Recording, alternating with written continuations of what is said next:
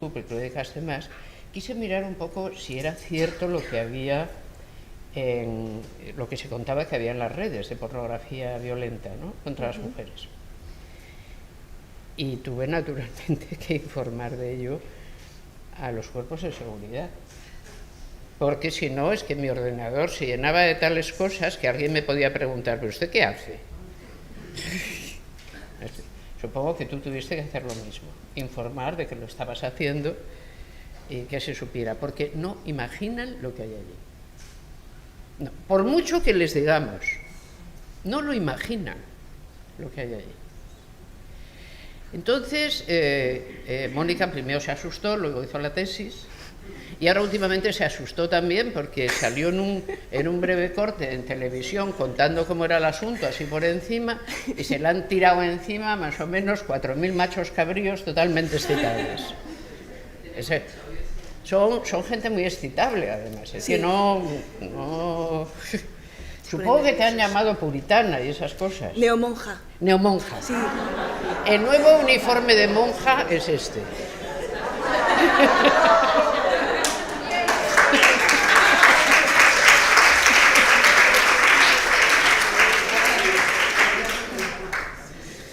A las monjas en su día las llamaron putas, no se preocupen. Es indistinto, el caso es llamarte algo, ¿no? Vale lo uno y vale lo otro, ya está, asunto concluido. Mónica, es un placer tenerte aquí.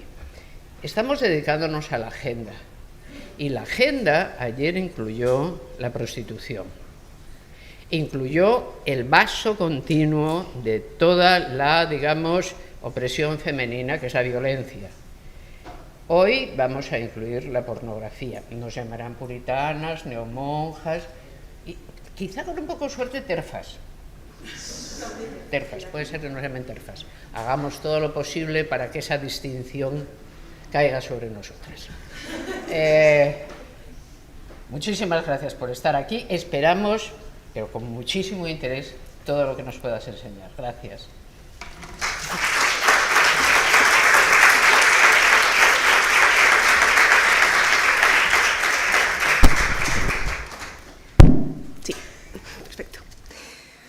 Bueno, que te presente Amelia es como llegar a un cierto punto que luego ya como que no puedes subir mucho más allá. Muchísimas gracias. Compartir mesa contigo es como, no sé, pues esto, llegar a un punto con una altura que yo pues estoy un poco impactada de estar aquí. Así que muchísimas gracias por contar conmigo. Muchísimas gracias a todas las que habéis venido, también a las que lo estáis siguiendo online. Papá, mamá, ¿qué tal? Nada, y a las que lo veréis en diferido después también, muchísimas gracias por estar viendo la Rosario Acuña de este año.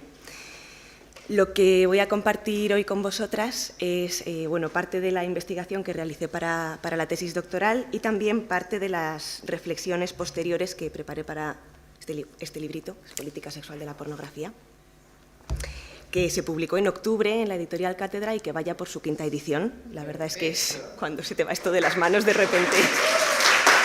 ¿Cómo es? Sí. Tremendo. Tremendo. Y efectivamente, cuando yo empecé la investigación, yo no tenía pensado entrar en la pornografía, ¿no? Y de hecho, Ana, te acordarás que me decías, no, hay que entrar en la pornografía y en la prostitución. Y yo decía, bueno, es que no lo tengo claro, ¿no? O sea, veníamos un poco de este punto.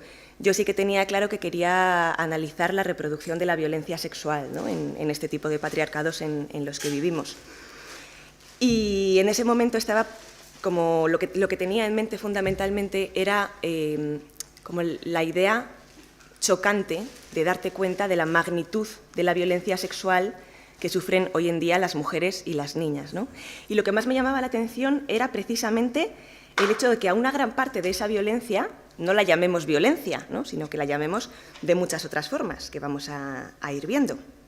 Entonces empecé, por un lado, estudiando qué se había dicho desde el feminismo del tema de la violencia sexual y, por otro lado, cómo se construía la masculinidad y la sexualidad masculina, ¿no? Dado que son los hombres quienes ejercen esta violencia, estaba claro que había que ir a ver cómo se construía su excitación para que esto fuera de esta manera. Gracias.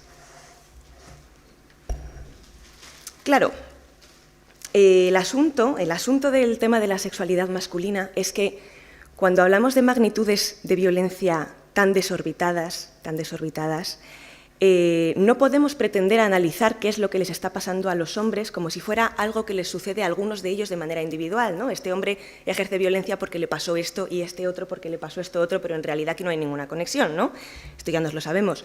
Cuando hablamos de magnitudes de este tipo, tenemos que analizar este problema a nivel social, ¿no? A nivel estructural.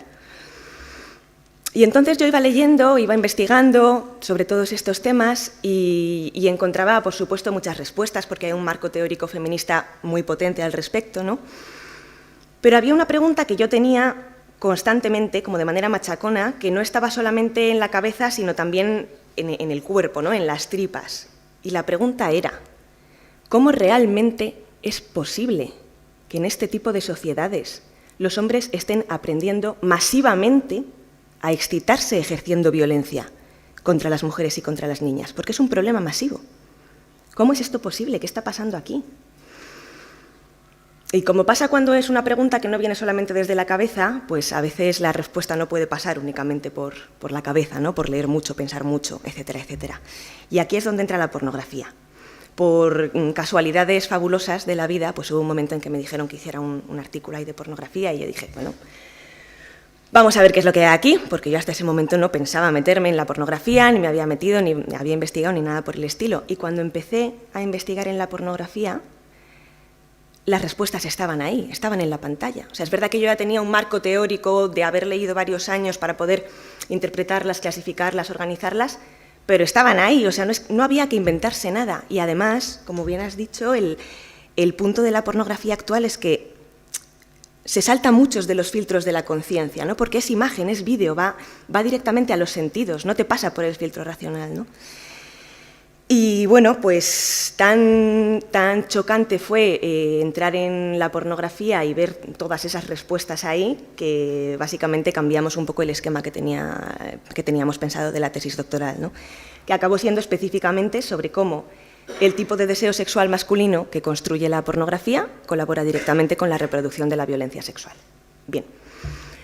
Entonces, en este rato que tengo para compartir con vosotras, pretendo hablar de tres cosas. En primer lugar, de cuáles son las estrategias que se ponen en juego en la pornografía para reproducir la violencia sexual, que es la parte probablemente más extensa.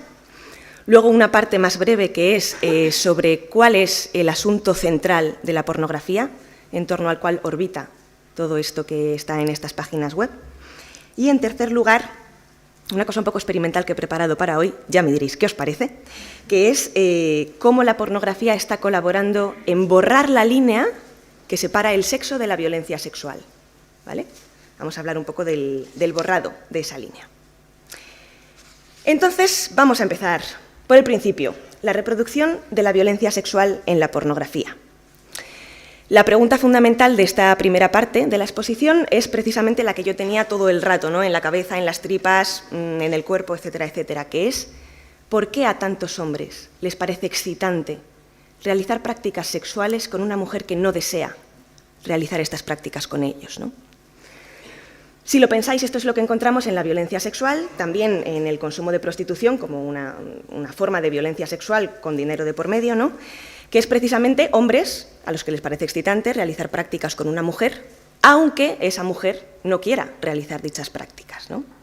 Bien, una pregunta que podríamos hacernos al ver ya simplemente esta diapositiva es ¿qué pasa con estas comillas que le pongo a la palabra sexuales, ¿no? ¿Por qué están entre comillas? Bien, por una cosa que comentábamos un poco en la introducción, aunque profundizaremos en ella después, que es que estas prácticas, en la medida en que no desean que las mujeres no desean realizarlas, no son prácticas sexuales, no son sexo, son violencia sexual, ¿no? Precisamente porque no hay deseo por parte de la mujer.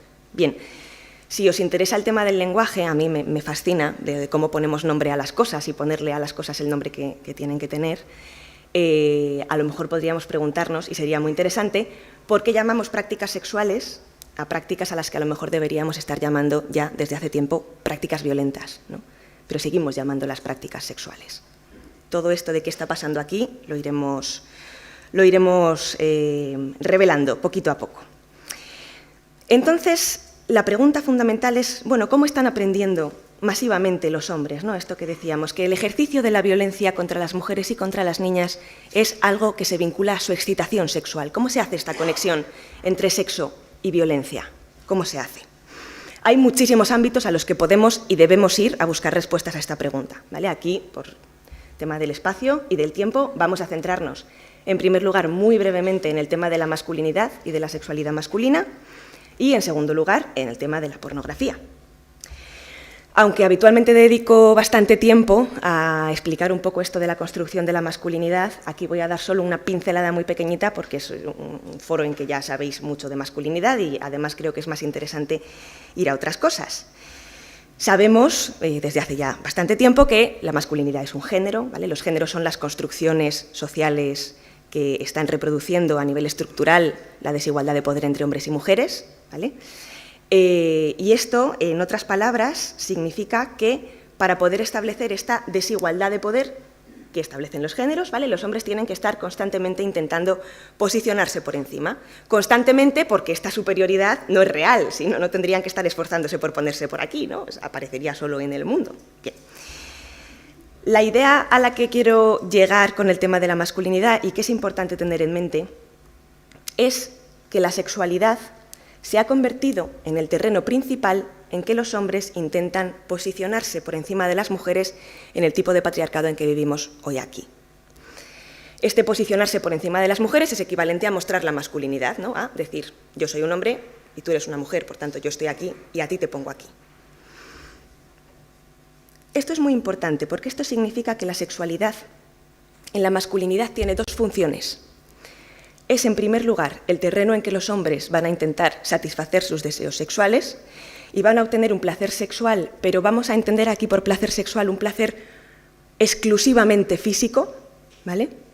Y es, en segundo lugar, el terreno en que los hombres van a intentar establecer este esquema, posicionarse por encima de las mujeres, obteniendo un segundo placer que, si bien no tendría por qué tener nada de sexual, en estos patriarcados se vincula a la construcción de la sexualidad masculina, que es ese placer de sentir el poder sobre las mujeres. ¿Vale? Le pongo sexual en cursiva porque en realidad no tendría por qué estar vinculado con la sexualidad, la sensación de poder, pero esto es lo que ocurre en este tipo de patriarcados. La unión de estas dos funciones y de estos dos placeres es el punto fundamental desde el que tenemos que partir sí o sí para entender tanto la violencia sexual como la pornografía, como el consumo de prostitución. ¿Por qué?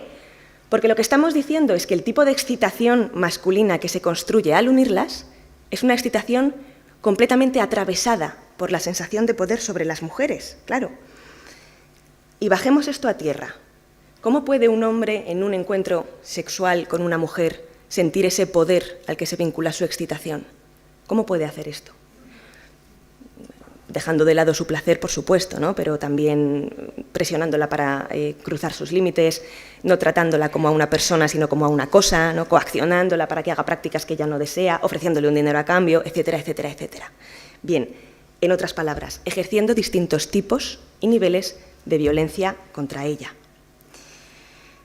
Es aquí, precisamente en este punto, donde podemos entender cómo el sexo y la desigualdad de poder o el sexo y la violencia se unen, algo que podríamos pensar que en una sociedad no patriarcal no pasaría, ¿no? Porque la desigualdad, la violencia son cosas que se ejercen contra alguien contra quien tienes sensaciones negativas, ¿no? Y el sexo podríamos pensar, llamadme loca, que va más bien de, no sé, una búsqueda común de placer, un deseo recíproco, ¿no? Este otro tipo de cosas que no están vinculadas al odio, sino a sensaciones positivas, ¿no? No necesariamente románticas, pero sí positivas. Bien.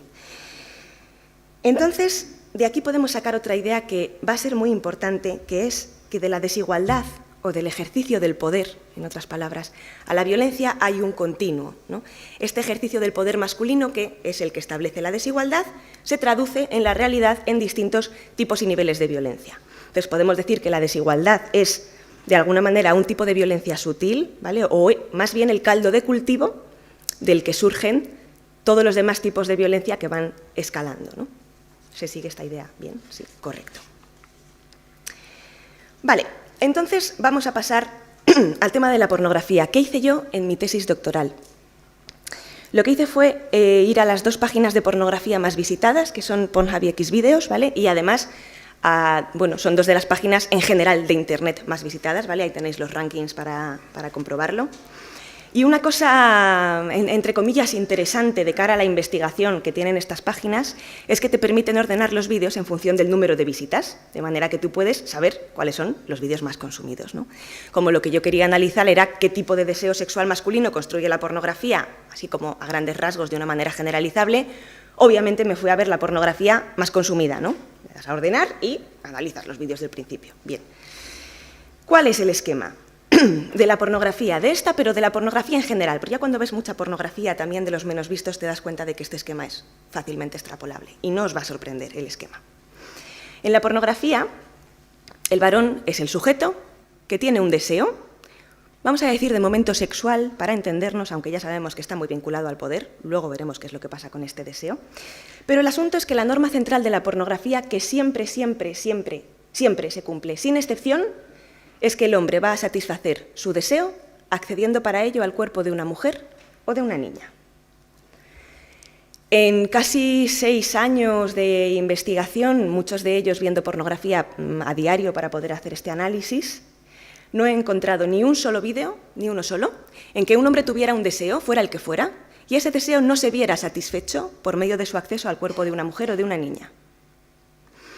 La otra cara de esta moneda es que las mujeres y también las niñas son objetos, ¿no? Están completamente cosificadas, son el cuerpo que el varón utiliza para satisfacer su deseo. ¿Por qué podemos decir que están completamente deshumanizadas? Pues porque es completamente irrelevante que haya o no haya deseo y consentimiento por su parte. Es decir, que lo que estamos viendo sea sexo o sea violencia sexual. Esto a la pornografía no le importa. Lo único que le importa es que el hombre satisfaga su deseo, que esa es la norma, ¿no? Y el hombre lo va a hacer independientemente de que la mujer quiera o no quiera. Esto es irrelevante. Claro, de nuevo, en 5 años de investigación, yo no he encontrado ni un solo vídeo en que una mujer dijera que no quería que el hombre accediera a su cuerpo para satisfacer ese deseo que él tenía y ese no fuera respetado. Pero sí he encontrado muchísimos vídeos, y campan a sus anchas en Internet entre los más vistos, en que las mujeres dejan clarísimo que no quieren que el hombre acceda a sus cuerpos. ¿Os imagináis un vídeo de pornografía en que la mujer dice que no y el hombre dice, ah, bueno, pues entonces no pasa nada, no sé, hacemos otra cosa? Eso no sería un vídeo pornográfico, sería un vídeo educativo, ¿no? Claro, efectivamente, hablaría del respeto, del deseo recíproco, del consentimiento y los límites, no sé, este tipo de cosas. Bien, muchos vídeos en que las mujeres dicen que no, ni un solo vídeo en que ese no se respeta. Cuando yo ya llevaba un tiempito viendo pornografía y me empecé a dar cuenta de lo habitual que era este esquema, porque claro, cuando ves un vídeo así dices, uy, qué curioso, pero cuando ves uno tras otro, dices, ¿qué está pasando aquí? Porque yo venía un poco con esta idea que tenemos socialmente aceptada de que la pornografía lo que muestra es sexo explícito, ¿no? Y yo pensaba, bueno, vamos a ver, si la pornografía quiere mostrarme sexo, ¿no sería lógico que me presentara situaciones en que todas las personas que aparecen están deseando realizar estas prácticas y disfrutan a tope? O sea, ¿por qué ese empeño de la pornografía en mostrar que las mujeres no quieren realizar las prácticas que luego se van a realizar? ¿Qué está pasando aquí? Yo cuando llegué a este punto, de alguna manera sentí que me faltaba todavía leer un buen rato para poder interpretar este dato, ¿no? Porque era bastante chocante. Y el marco un poco para poder interpretarlo llegó cuando empecé a leer sobre masculinidad. De ahí que os haya contado esa primera pincelada, ¿no? De la que hemos hablado. ¿Qué tiene que ver esto con la masculinidad? Tiene que ver por lo siguiente. Si la mujer quisiera realizar las prácticas que el hombre desea realizar, el hombre obtendría una cierta sensación de poder en el acceso a su cuerpo, porque vivimos en un patriarcado, no nos podemos desvincular de la estructura, ¿vale? Pero si la mujer no quiere realizar las prácticas que el hombre quiere realizar, y el hombre lo acaba consiguiendo, la sensación de poder que obtiene es mucho mayor, ¿no? Mucho mayor a la que obtendría si la mujer sí que quisiera implicarse en esas prácticas con él. Dicho en otras palabras, el no de las mujeres en la pornografía tiene una función política relacionada con el poder muy específica, muy específica. El no de las mujeres en la pornografía está ahí única y exclusivamente para no ser respetado. Lo ponen a propósito para que el varón pueda no respetarlo y obtener una sensación de poder aún mayor, ¿no? La pornografía, por tanto, está arrebatando a las mujeres el derecho a poner límites en lo relativo al acceso de los hombres a sus cuerpos, porque siempre que lo ponen, nunca surte ningún tipo de efecto, ¿no? Y es por ello que podemos decir con mucha tranquilidad que la pornografía se está apoyando ya desde su propio esquema en la negación de un derecho humano fundamental, que es el derecho humano de las mujeres y de las niñas a una vida libre de violencia. Les arrebata este derecho en la medida en que sus límites jamás son respetados. Me gustaría contaros un poco cuáles son las dos estrategias que se ponen en juego, en concreto, en la pornografía, en lo relativo a la reproducción de la violencia sexual, ¿no? Ya hemos visto que siempre que aparece el no de las mujeres nunca se respeta. Ahora bien, ¿qué pasa después de que aparezca este no? Esto es de lo que vamos a hablar. Para entender estas estrategias tenemos que tener en mente que en el patriarcado actual todavía se considera que la ausencia de resistencia activa de una mujer es equivalente a su consentimiento, cosa que no es cierta, ¿no? Y ese supuesto consentimiento se considera suficiente para afirmar que una práctica es sexo y no violencia sexual, ¿no? O, en otras palabras, si la mujer no llora, no grita y no intenta defenderse, socialmente se considera que eso ha sido sexo y no una violación. Esto lo vimos muy claramente en la sentencia del caso de la violación colectiva de los Sanfermines, ¿no? Que decía algo así como que como ella no estaba diciendo que no, estaba en estado de shock, pero esto es lo de menos, ¿no? Como ella no se estaba resistiendo, ¿dónde estaba la violencia? Eso era jolgorio y regocijo, ¿no? Esta es un poco la idea que nos dejaron muy clara y que representa un poco el imaginario colectivo. Teniendo esto en mente, la primera estrategia que se pone en juego en la reproducción de la violencia sexual es la invisibilización de esta violencia, en tanto que violencia, y su normalización como si fuera sexo. Esto es cuando la pornografía muestra una situación que es violencia sexual, pero la muestra de manera que lo que capta el consumidor es que está viendo simplemente sexo y no una violación. La pornografía hace esto de dos maneras. En primer lugar, lo hace en la inmensa cantidad de vídeos que transmiten este mensaje, que es que, aunque parezca que una mujer no quiere mantener relaciones sexuales, en el fondo lo está deseando. Hay un esquema que siguen la inmensa mayoría de vídeos más vistos, con una excepción de la que hablaremos luego. Y el esquema es el siguiente. Hay un hombre que quiere realizar ciertas prácticas con una mujer. La mujer dice que ella no quiere, y cuando la mujer dice que ella no quiere, el hombre ejerce algún tipo de presión, de coacción o de chantaje, que puede ser de muchísimos tipos. Aquí en la pornografía no hay límites, ¿vale? Algún tipo de presión, coacción o chantaje que hace que la mujer acabe accediendo.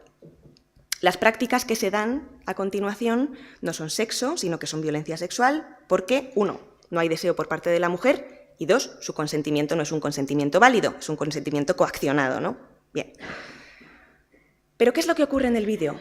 Fijaos qué curioso, lo que ocurre en todos estos vídeos es que al principio las mujeres se están comportando de una manera pasiva, no participan activamente en las prácticas, no muestran sentir placer, tampoco se las ve sufrir, muy importante, pero según pasa un rato de vídeo y avanzan las prácticas, la actitud de las mujeres, ¡plin!, llega un momento en que cambia radicalmente y comienzan a participar activamente en las prácticas y a mostrar que están disfrutando muchísimo realizándolas, ¿no? Claro, el consumidor de pornografía lo que está entendiendo cuando ve este vídeo es, bueno, o sea, esto ha sido sexo y no violencia sexual, ¿no? Porque no solamente no está viendo ningún tipo de resistencia activa por parte de la mujer, sino que acaba viendo su participación y su placer, ¿no? Bien. Claro, algunos ejemplos de los vídeos que en el momento en que yo hice la tesis eran los más visitados y he traído los títulos, me gustaría que pensarais cuando los vayamos viendo que son títulos puestos a situaciones que de hecho son violencia sexual, ¿vale? Los títulos eran Entrenando a mi hermana ñoña para que ame mi verga. Este es un vídeo que tenía más de 71,5 millones de visitas. Jugando con mi hermanastra y amigas, que tenía casi 73,5 millones de visitas. Hacer a mi hermanita venirse hace que ella quiera más, con más de 76,5 millones de visitas. Jugando un juego con hermana caliente, casi 80,5 millones. ¿Qué mensaje recibe un chaval de 8, 9, 10 años, que es la edad a la que comienzan a ver pornografía hoy? Que no solamente no tiene ninguna educación que le permita distinguir el sexo de la violencia, lo cual sería bastante importante, sino que además ya viene de ser socializado en un patriarcado en que ha aprendido a normalizar muchas de estas cosas, de que él es el sujeto y las mujeres somos esa otra cosa, devaluable a cuerpos, ¿no?, utilizables. Bien, ¿qué es lo que aprende ese chaval cuando vídeo tras vídeo tras vídeo tras vídeo Se le está repitiendo todo el rato este esquema. En sus 1000 versiones en que el chantaje puede ser desde te drogo, te coacciono porque tengo una foto tuya, te presiono con que les voy a contar a papá y mamá no sé qué otra cosa, ¿no? O sea, cientos de miles de tipos de chantaje, ¿vale? Lo que él está aprendiendo es un mensaje muy claro, que es que, bueno, parecía que esas mujeres no querían mantener relaciones sexuales porque de hecho dijeron que no querían, pero en el fondo lo estaban deseando porque al final él las ve disfrutar, ¿no? Aquí viene todo este argumentario patriarcal que dice que las mujeres tienden a hacerse las difíciles, aunque en el fondo sí que quieran, ¿no? Bueno, ya sabemos todo lo que acompaña a este tipo de ideas. Entonces, él entiende que cuando una mujer le diga que no, lo que tiene que hacer es, bueno, pues presionar, insistir un poco, ¿no? Porque ha visto que esa es la dinámica de ligue. Esto es lo normal, esto es lo que se hace, ¿no? Ellas dicen que no, pero tú tiras un poco de la cuerda, ¿no? A ver si cae. El no ya lo tienes. De hecho, el no ya lo tienes, literalmente. Claro, estos vídeos entonces están legitimando la presión, la coacción y el chantaje que los hombres aprenden a poner a las mujeres para que éstas accedan a realizar prácticas que ellos quieren y ellas no. Y están transmitiendo 3 mensajes que son fundamentales. El primero es que el no de una mujer no significa no. El segundo es que el no de una mujer se puede convertir en un sí por medio de la coacción. Y el tercero es que esa coacción no convierte la situación en violencia sexual. Estos vídeos están transmitiendo que las prácticas que comienzan sin deseo por parte de las mujeres y con un consentimiento forzado son simplemente en lo que consiste el sexo y no son en absoluto violencia sexual. Con la visualización masiva, porque es masiva, de estos vídeos, se construye un tipo de sexualidad masculina en que los hombres son capaces de excitarse ejerciendo violencia sexual, pero, en cierta medida, pensando que eso es simplemente en lo que consiste el sexo, ¿no? Es así como la violencia sexual se invisibiliza en tanto que violencia y se hace pasar por simplemente sexo. Pero hay una segunda manera en que la pornografía pone en juego esta estrategia de invisibilizar la violencia, que es en la ingente cantidad de vídeos que tienen este otro mensaje, que mantener relaciones sexuales con una mujer que está dormida, drogada, borracha, inconsciente, es sexualmente excitante. Cuando decimos borracha, entiéndase, no un par de cañas, sino un nivel de no puedo mantenerme en pie, balbuceo, se me cierran los ojos, ¿vale? O sea, este nivel. Bien, una mujer que está en cualquiera de estos estados no tiene un deseo sexual y no puede dar un consentimiento válido. Y cualquier práctica que la involucre es violencia, nunca sexo. La pornografía no nos cuenta esto y encontramos vídeos cuyos títulos presentan situaciones como adolescente se despierta con el pene de su hermanastro en la boca y se lo folla mientras sus padres duermen, en que se mezcla este mensaje con el anterior, ¿no? Incluso aunque estuviera dormida, en el fondo lo estaba deseando, ¿vale? O hermano se folla, hermana dormida, que es un vídeo en que la mujer está dormida durante todo el tiempo que dura el vídeo. De nuevo, como no hay resistencia activa por parte de las mujeres, ¿qué es lo que ocurre con el chaval o el hombre que está viendo pornografía? Que interpreta esto como si fuera también, pues, otro tipo de sexo, pero desde luego no violencia sexual. Hay una segunda estrategia, si cabe aún más clara, en lo relativo a la reproducción de la violencia sexual en la pornografía, que es la erotización directa de esta violencia. He traído una imagen, ¿vale? Yo no utilizo vídeos pornográficos ni imágenes que sean específicamente pornográficas, pero sí hay una imagen que traigo porque es una imagen que podríamos encontrar en cualquier película de Hollywood, ¿vale? Lo impactante de la imagen es precisamente ser conscientes de que es una imagen de la pornografía. Prefiero avisar por si acaso.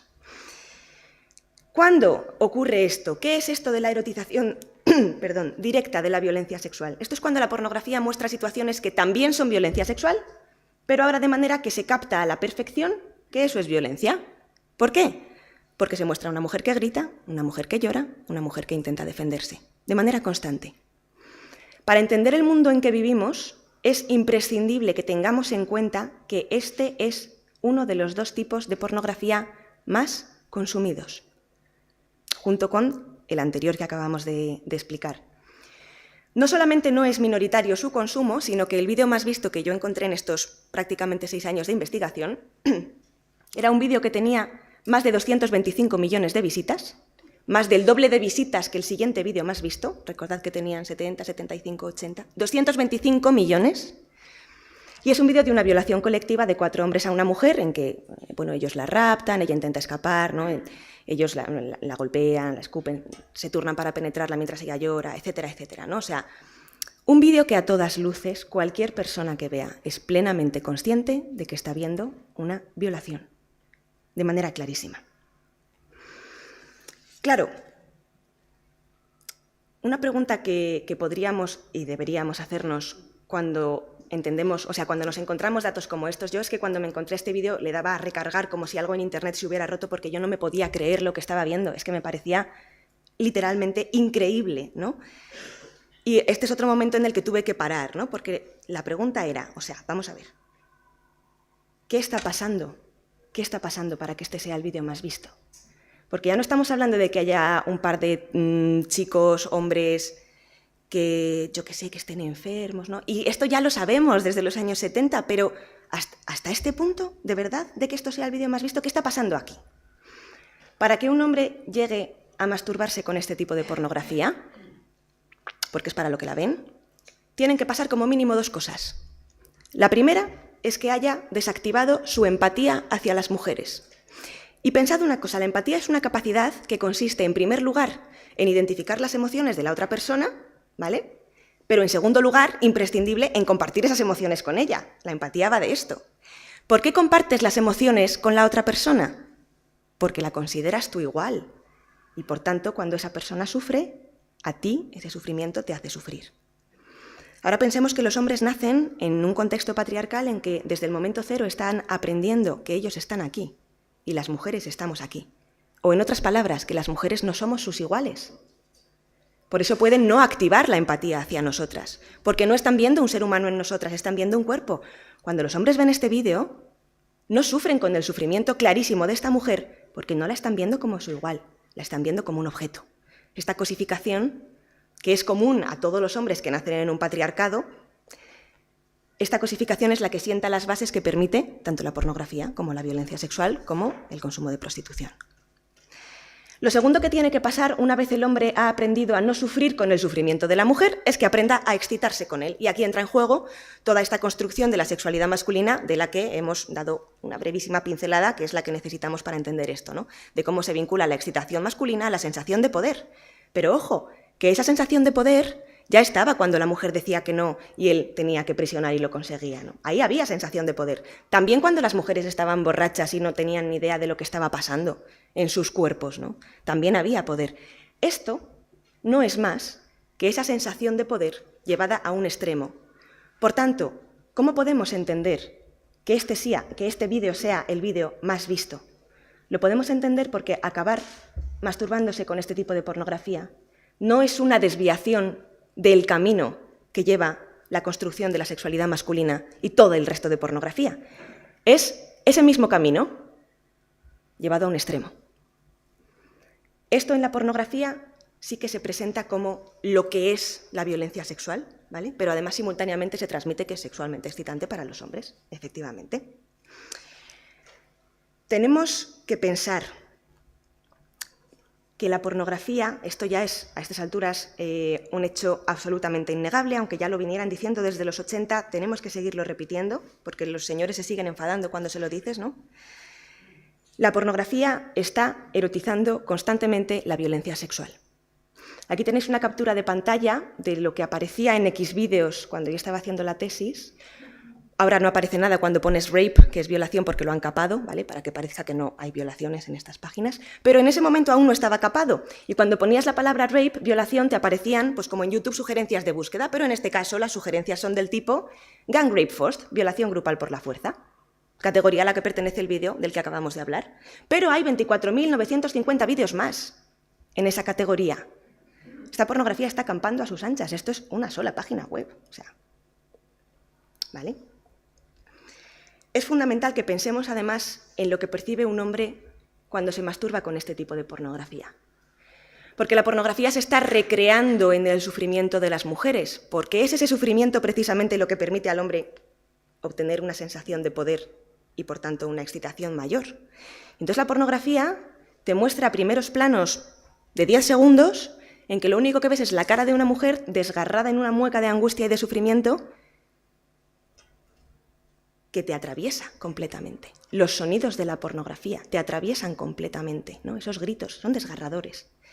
Esto es lo que están utilizando tantísimos hombres hoy en día para masturbarse, ¿no? Para excitarse con ello. Tenemos que pararnos muy seriamente a pensarlo. Claro, la existencia de estos vídeos parece una obviedad, es relevante en la reproducción de la violencia sexual, ¿no? Bien, ¿por qué? Pues porque está enseñando a los hombres precisamente a excitarse con una violación de manera directa, ¿no? Y los hombres en su vida sexual no van a hacer todo lo que les excite, pero todo lo que hagan lo van a hacer porque han aprendido a excitarse con ello. La pornografía les está enseñando a excitarse directamente con una violación, de manera consciente además, ¿no? Si podemos entender, pues también refiriéndome al caso de la violación colectiva de San Fermines, este tipo de WhatsApps, cómo tenemos que pillar cuerdas y roinoles porque luego queremos violar todos. Claro, que nos quedábamos muchas espantadas diciendo, pero ¿son conscientes de que van a violar? Sí, sí lo son, plenamente, plenamente. Para cerrar esta primera parte de la exposición, vamos a volver a nuestra pregunta, que es ¿por qué a tantos hombres les parece excitante realizar prácticas sexuales con una mujer que no lo desea, ¿no? En la pornografía hemos visto dos respuestas clarísimas. En primer lugar, hemos visto que la pornografía está transmitiendo a los hombres que el no de una mujer no significa no, y que, por tanto, realizar prácticas sexuales con una mujer que ha dicho que no quiere, ¿dónde está el problema? Es simplemente en lo que consiste el sexo. Pensad en qué lugar deja esto, ya no solamente al sexo, ¿no?, sino a las mujeres, a la mitad de la humanidad, ¿no?, un poquito más de la mitad.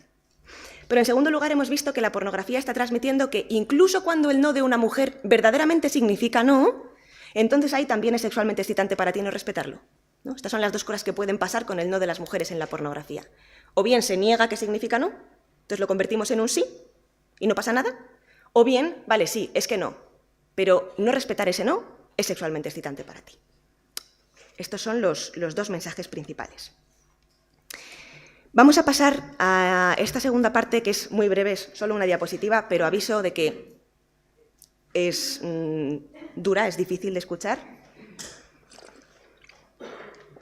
que es ¿cuál es el tema central de la pornografía? ¿Cuál es, en otras palabras, el ingrediente necesario para que un vídeo sea considerado pornográfico? Si salimos a la calle, a lo mejor aquí cerca precisamente, que estamos todas nosotras, ¿no? Pero si nos vamos por la calle, ¿no?, y le preguntamos a cualquier persona que nos encontremos de qué va la pornografía, ¿qué nos va a decir? Efectivamente, la pornografía va de sexo explícito, ya estaría, ¿no? Bien. Claro, lo que pasa es que encontramos algunos tipos de vídeos pornográficos que, si bien no están entre los más consumidos, ¿vale?, quiero dejar esto claro, lo que vamos a decir ahora no es lo que se consume masivamente, pero sí que son vídeos pornográficos y nos permiten hacer una reflexión bastante importante con respecto a todo esto de la pornografía. En primer lugar, vamos a hablar muy brevemente de los vídeos en que se vinculan prácticas que son sexualmente excitantes, y es que aquí ya tengo que ponerlo tanto entre comillas como en cursiva, ¿no?, porque de sexo tienen muy poco, ¿no?, para el varón con la tortura de las mujeres. Siempre intento resistirme a poner ejemplos, pero cuando no los pongo cuesta más que se capte esto. Entonces voy a poner solo uno, ¿vale? Es desagradable, hay que saber lo que hay en la pornografía. Por ejemplo, estamos hablando de vídeos en que los hombres mantienen los ojos de las mujeres abiertos o las obligan a mantener sus propios párpados abiertos para poder eyacular en sus ojos. No más ejemplos, prometido. Análisis, ¿qué es lo que nos importa? ¿Qué está pasando aquí? ¿Por qué? ¿Por qué existe esto y tantísimas otras barbaridades? Que, como bien decías, Amelia, es que no podemos imaginar todo lo que hay, cualquier barbaridad que se pueda cometer contra una mujer está grabada y subida aquí. ¿Por qué está pasando esto? ¿Qué tipo de placer obtiene un hombre haciendo esta práctica? O sea, el placer de la eyaculación, que es la única práctica sexual que podemos ver en esta imagen que os acabo de pintar, el placer de la eyaculación para un hombre es exactamente el mismo, caiga el semen donde caiga. Exactamente el mismo. ¿Qué tipo de placer le aporta al hombre que caiga precisamente en este lugar? No es el placer sexual físico del que hablábamos, es el placer del poder. Está haciendo esto porque puede. ¿Hacerla sufrir? Hombre, claro, por supuesto, totalmente. De hecho, estos vídeos se llaman con una palabra que se utiliza en inglés para referirse a conjuntivitis. Como dato, ¿no? Pero la pornografía todavía va un pasito más allá y es mucho más clara, y entonces encontramos vídeos pornográficos en que no hay ningún tipo de contacto que pueda ser considerado sexual en ninguna medida, ni siquiera para el hombre, ¿vale? Estamos hablando de vídeos de pornografía, de tortura o mutilación a mujeres y aquí no os voy a poner ejemplos porque todo el mundo sabe lo que es una tortura, lo que es una mutilación, ¿vale? Y también pornografía de asesinatos. Lo encontramos. No es la pornografía más consumida, pero está en las páginas web más visitadas. Y es pornografía, porque está en páginas específicamente de pornografía. No encontramos vídeos de cocina, encontramos vídeos pornográficos, ¿no? Bien, por tanto, esto también es pornografía. La existencia de estos vídeos nos permite hacer una reflexión imprescindible, imprescindible. Cuando yo empezaba a ver la pornografía y iba viendo cómo ascendían los niveles de violencia, yo pensaba, ¿hasta dónde? ¿Hasta dónde llegan estos niveles? Porque es que yo no les veo un tope. Y hubo un momento en que en mi cabeza apareció la idea de ¿qué es lo que hay más allá? En estas mismas páginas, pero más allá de la violación a una niña de 3 años, ¿no? ¿Qué hay más allá? Lo que hay es el poder último, que es el de acabar con la vida de las mujeres. Esto es lo que hay. La existencia de este tipo de vídeos nos permite hacer una reflexión imprescindible, que es que el ingrediente necesario para que un vídeo sea pornográfico no es el sexo, porque estos vídeos son pornografía y no tienen sexo. Claro, ¿os acordáis cuando decíamos al principio esto de que la sexualidad en la masculinidad une este placer sexual puramente físico con este placer sexual de sentir el poder sobre las mujeres? Bien, parecía que la pornografía venía juntándolos porque mostraba situaciones en que los hombres simultáneamente obtenían ambos placeres, el sexual físico y el sexual del poder, ¿no? Pero cuando la pornografía tiene que elegir uno de ellos, se queda con el del poder. Deja de lado el otro. Esto es fundamental, porque nos permite afirmar que el tema central de la pornografía es precisamente ese poder masculino. Ese poder se expresa en el ejercicio de prácticas que habitualmente en la pornografía son sexualmente excitantes para los hombres, pero que no tienen por qué serlo. No tienen por qué serlo. Por tanto, lo central en la pornografía no son esas prácticas sexuales por medio de las que los hombres obtienen esa sensación de poder, sino que lo central en la pornografía es la sensación de poder en sí misma. Y es por esto que podemos afirmar sin ningún tipo de duda que la pornografía es un discurso político patriarcal. Es un discurso político que habla de la relación de poder de los hombres sobre las mujeres. Vamos a pasar al último punto, que es el que os decía que es un poco experimental, y agradeceré feedback constructivo, destructivo no, gracias, que es la pornografía y el borrado de la línea que separa el sexo de la violencia sexual. ¿Cuál es la idea central que quiero transmitiros? Bien, sabemos, porque ya hemos dicho, ¿no?, que de la desigualdad a la violencia hay un continuo, ¿no? Y sabemos también que el núcleo de la pornografía es ese poder de los hombres sobre las mujeres, por tanto, esa desigualdad, ¿no?, patriarcal. La idea central es que, al estar presentando la pornografía un modelo de sexualidad completamente atravesado por esa desigualdad de poder, por esa sensación de poder de los hombres sobre las mujeres, al final la pornografía está, de alguna manera, transmitiendo constantemente un modelo de sexualidad que ya tiene ciertas dosis de violencia, ¿no? La pornografía está transmitiendo un modelo de sexualidad que siempre está encerrado en este continuo que va de la desigualdad a la violencia. ¿Sí? Correcto. Bien. Está presentando, por tanto, este modelo patriarcal que siempre es desigual, y esa desigualdad se expresa en la realidad en este ejercicio de distintos tipos de violencia, humillación, etcétera, etcétera, contra las mujeres. Y hay 4 ideas que considero nucleares como grandes ideas, conclusión de todo este proceso de investigación y también de la escritura del libro, que querría transmitiros y que son relativas fundamentalmente a masculinidad y distinción sexo-violencia sexual, ¿no? Esta distinción que la pornografía constantemente está difuminando y borrando. La primera idea es que los hombres ejercen violencia sexual porque les excita sexualmente, ¿no? O, en otras palabras, los hombres violan porque quieren, ¿vale?, porque lo desean. Esta es una de las verdades quizás más obvias y más difíciles de alguna forma de formular y de asumir, ¿no?, con las que yo de alguna manera he tenido que enfrentarme en este proceso de investigación. Digo que es una de las verdades más obvias porque si no les excitara sexualmente no podrían ejercer violencia sexual, ¿no? Esto es una obviedad. Y digo difícil de asumir porque todo el patriarcado está ensamblado para que no responsabilicemos a los hombres de la violencia que ejercen. Aquí no estoy diciendo nada nuevo, ¿no? La culpabilización de la víctima es algo que conocemos perfectamente y que se lleva teorizando muchos años sobre ello. Pero me gustaría como poner un ejemplo que creo que es llevar esto de la responsabilización de las mujeres para no poner en el centro a los hombres, que es este ejemplo de la fantasía de la violación, ¿no? ¿Qué es lo que está pasando con este tema?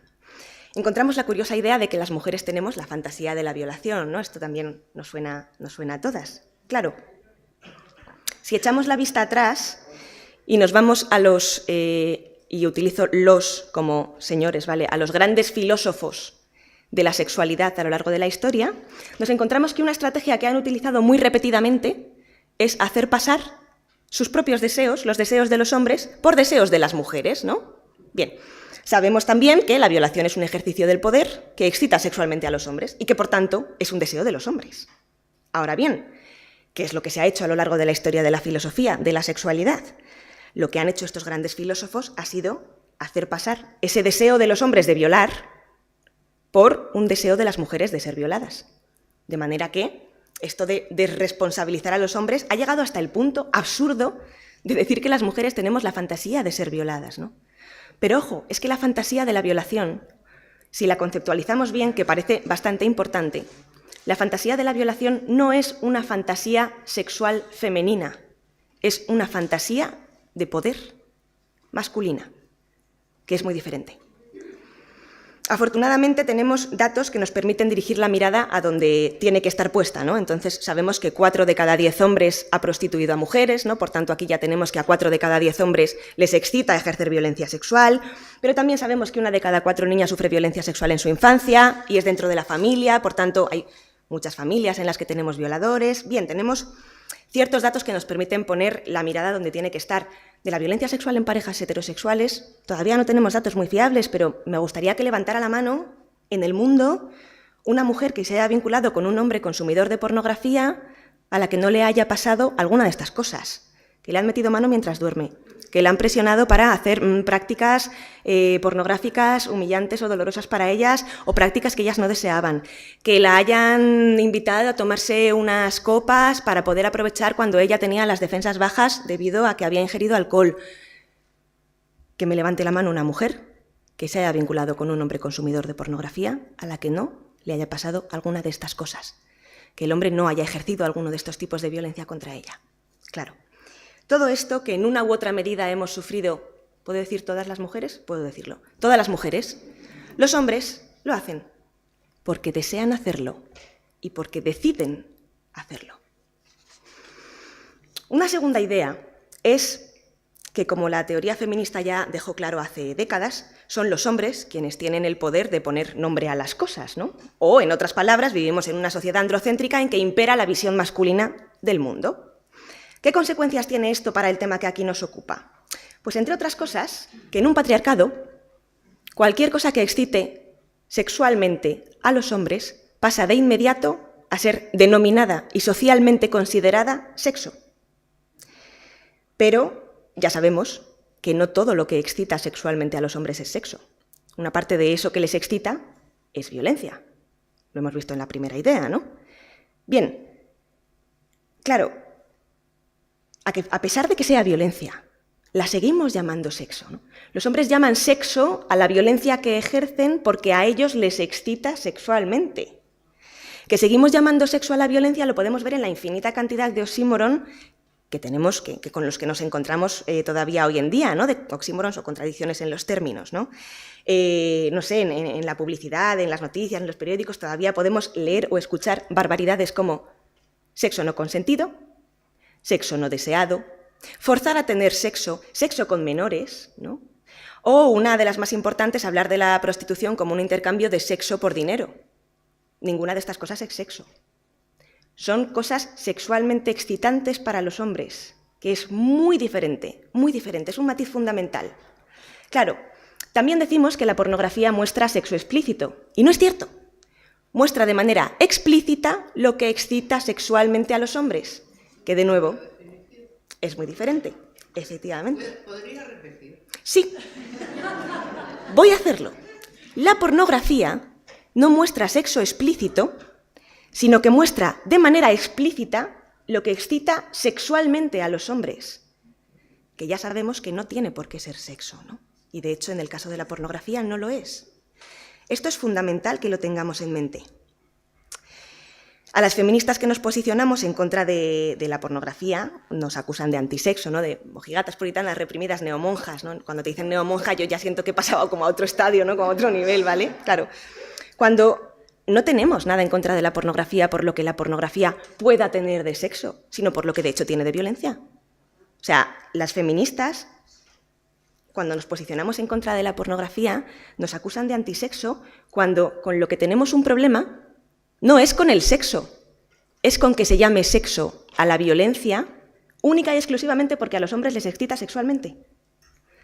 Con eso es con lo que tenemos un problema, porque atenta contra los derechos humanos de la mitad de la humanidad. Vaya, si esto es moralista, no lo sé. Habría que pensar los derechos humanos, qué pasa con ellos, ¿no? Bien, tercera idea, y esta también fue difícil de alguna manera de poner en palabras. No es que en la pornografía los hombres se exciten a pesar de la violencia que aparece en la pornografía contra las mujeres y contra las niñas, sino que en la pornografía los hombres se excitan precisamente con esta violencia. Cuando yo empecé a ver pornografía, claro, qué inocente, ¿no? Pensaba, jo, qué curioso que los hombres sean capaces de excitarse con este vídeo a pesar de que está claro que la mujer no quiere. Qué curioso que los hombres sean capaces de excitarse con este vídeo a pesar de que está claro que a la mujer esto le está doliendo y no se está divirtiendo nada, ¿no? Claro, el tema es que no es a pesar de que. Los hombres se excitan con la pornografía porque la mujer no quiere, porque a la mujer le duele, porque la mujer llora o porque no es una mujer, sino que es una niña. Claro, esta es la dinámica central de la pornografía. Los hombres se excitan con el poder sobre las mujeres. Y ese poder se expresa desde las formas más sutiles hasta las más macabras que os podáis imaginar. Cuando yo estaba estudiando esta pornografía de mutilación, tortura, asesinatos, ¿no? Claro, cuando dedicas varios días a ver vídeos de este tipo, ¿no?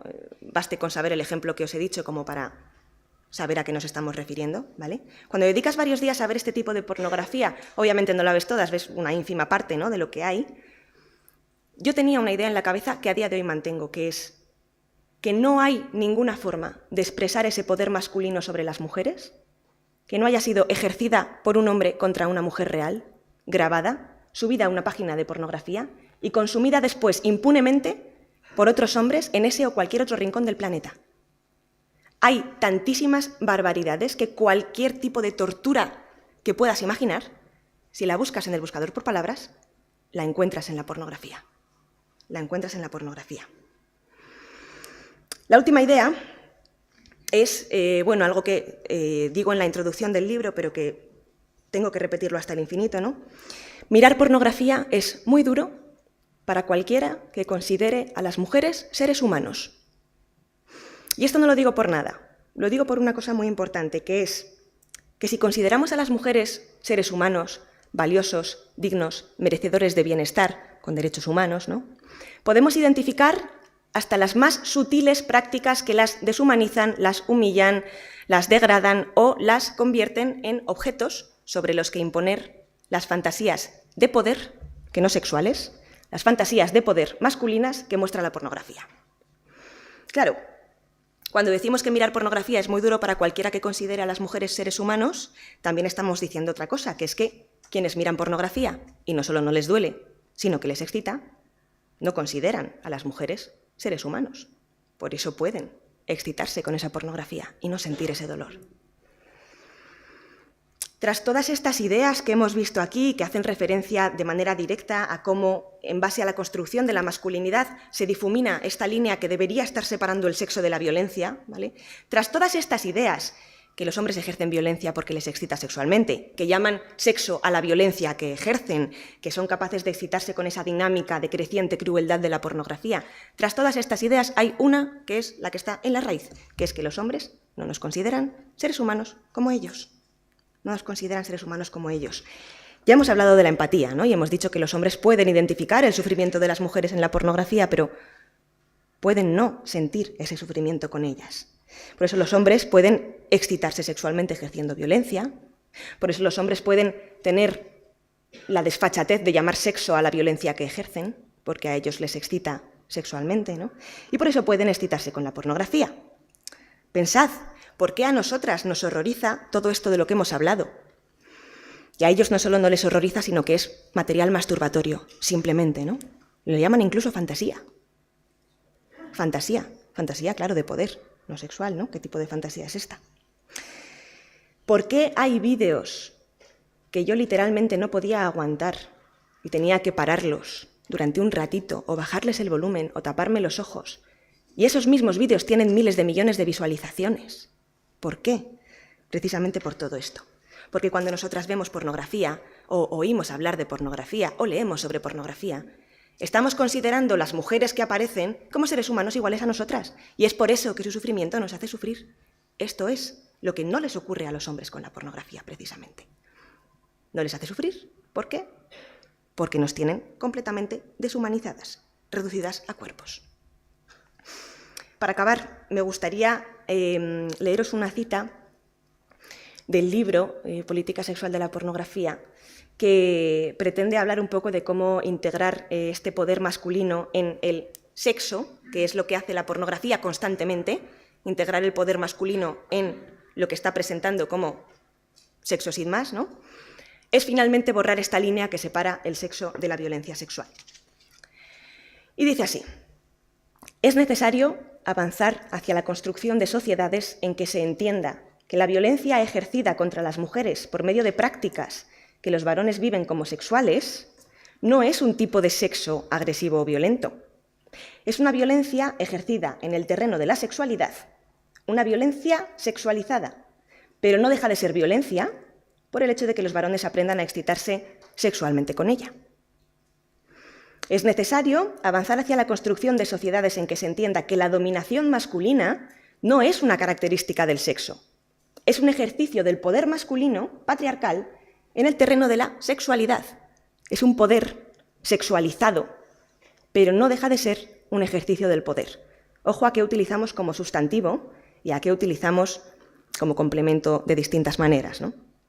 El sustantivo es violencia, el sustantivo es poder, y le ponemos el matiz de que ha sido sexualizado.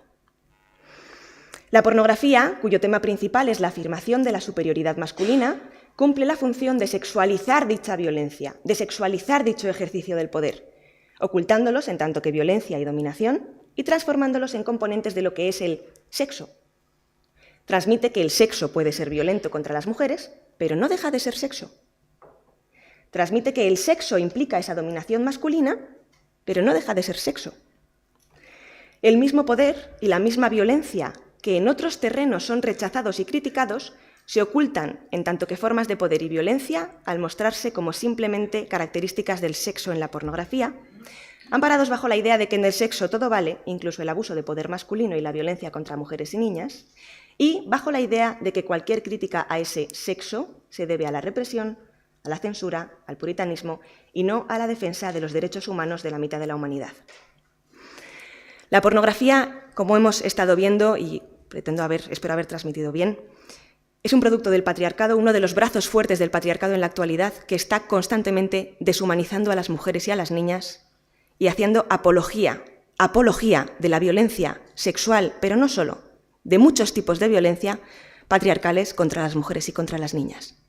Y es por esto que desde el feminismo decimos, y vamos a seguir diciendo, que la propia existencia de la pornografía es incompatible con el avance hacia sociedades verdaderamente igualitarias en que todas las mujeres y todas las niñas puedan disfrutar de su legítimo derecho humano a una vida libre de violencia.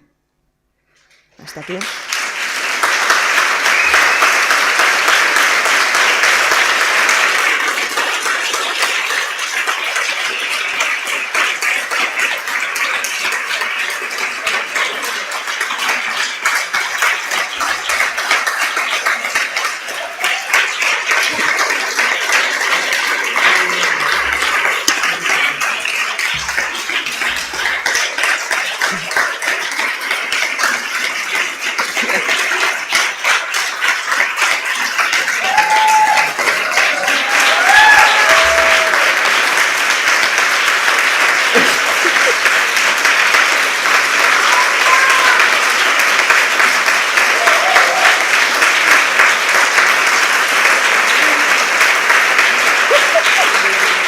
va a dar un patatús al final.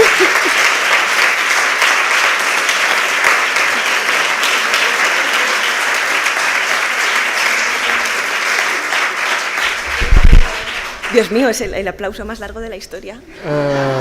Ay. Tengo que dar dos buenas noticias. La primera es que disponemos de 20 minutos para el coloquio. La segunda es que la psicóloga que ayer les cité, acusada de todo tipo de atrocidades comportamentales a la que se pedía 120.000 euros, y Carola, Andalucía, aplicación de los preceptos de la ley LGT, con mucha T, de la comunidad autónoma, la persona que lleva e incoa el procedimiento desestima que exista ningún tipo delictivo allí en curso.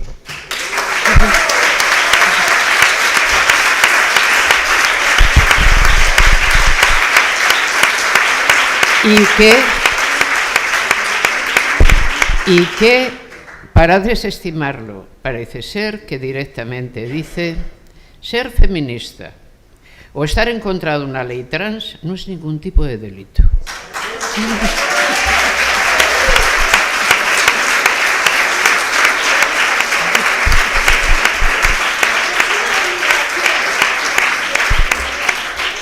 Conocida esa noticia, que veo que tenemos 20 minutos y yo no voy a desaprovechar mi oportunidad de estar en la mesa para hacer una pregunta. Dios mío.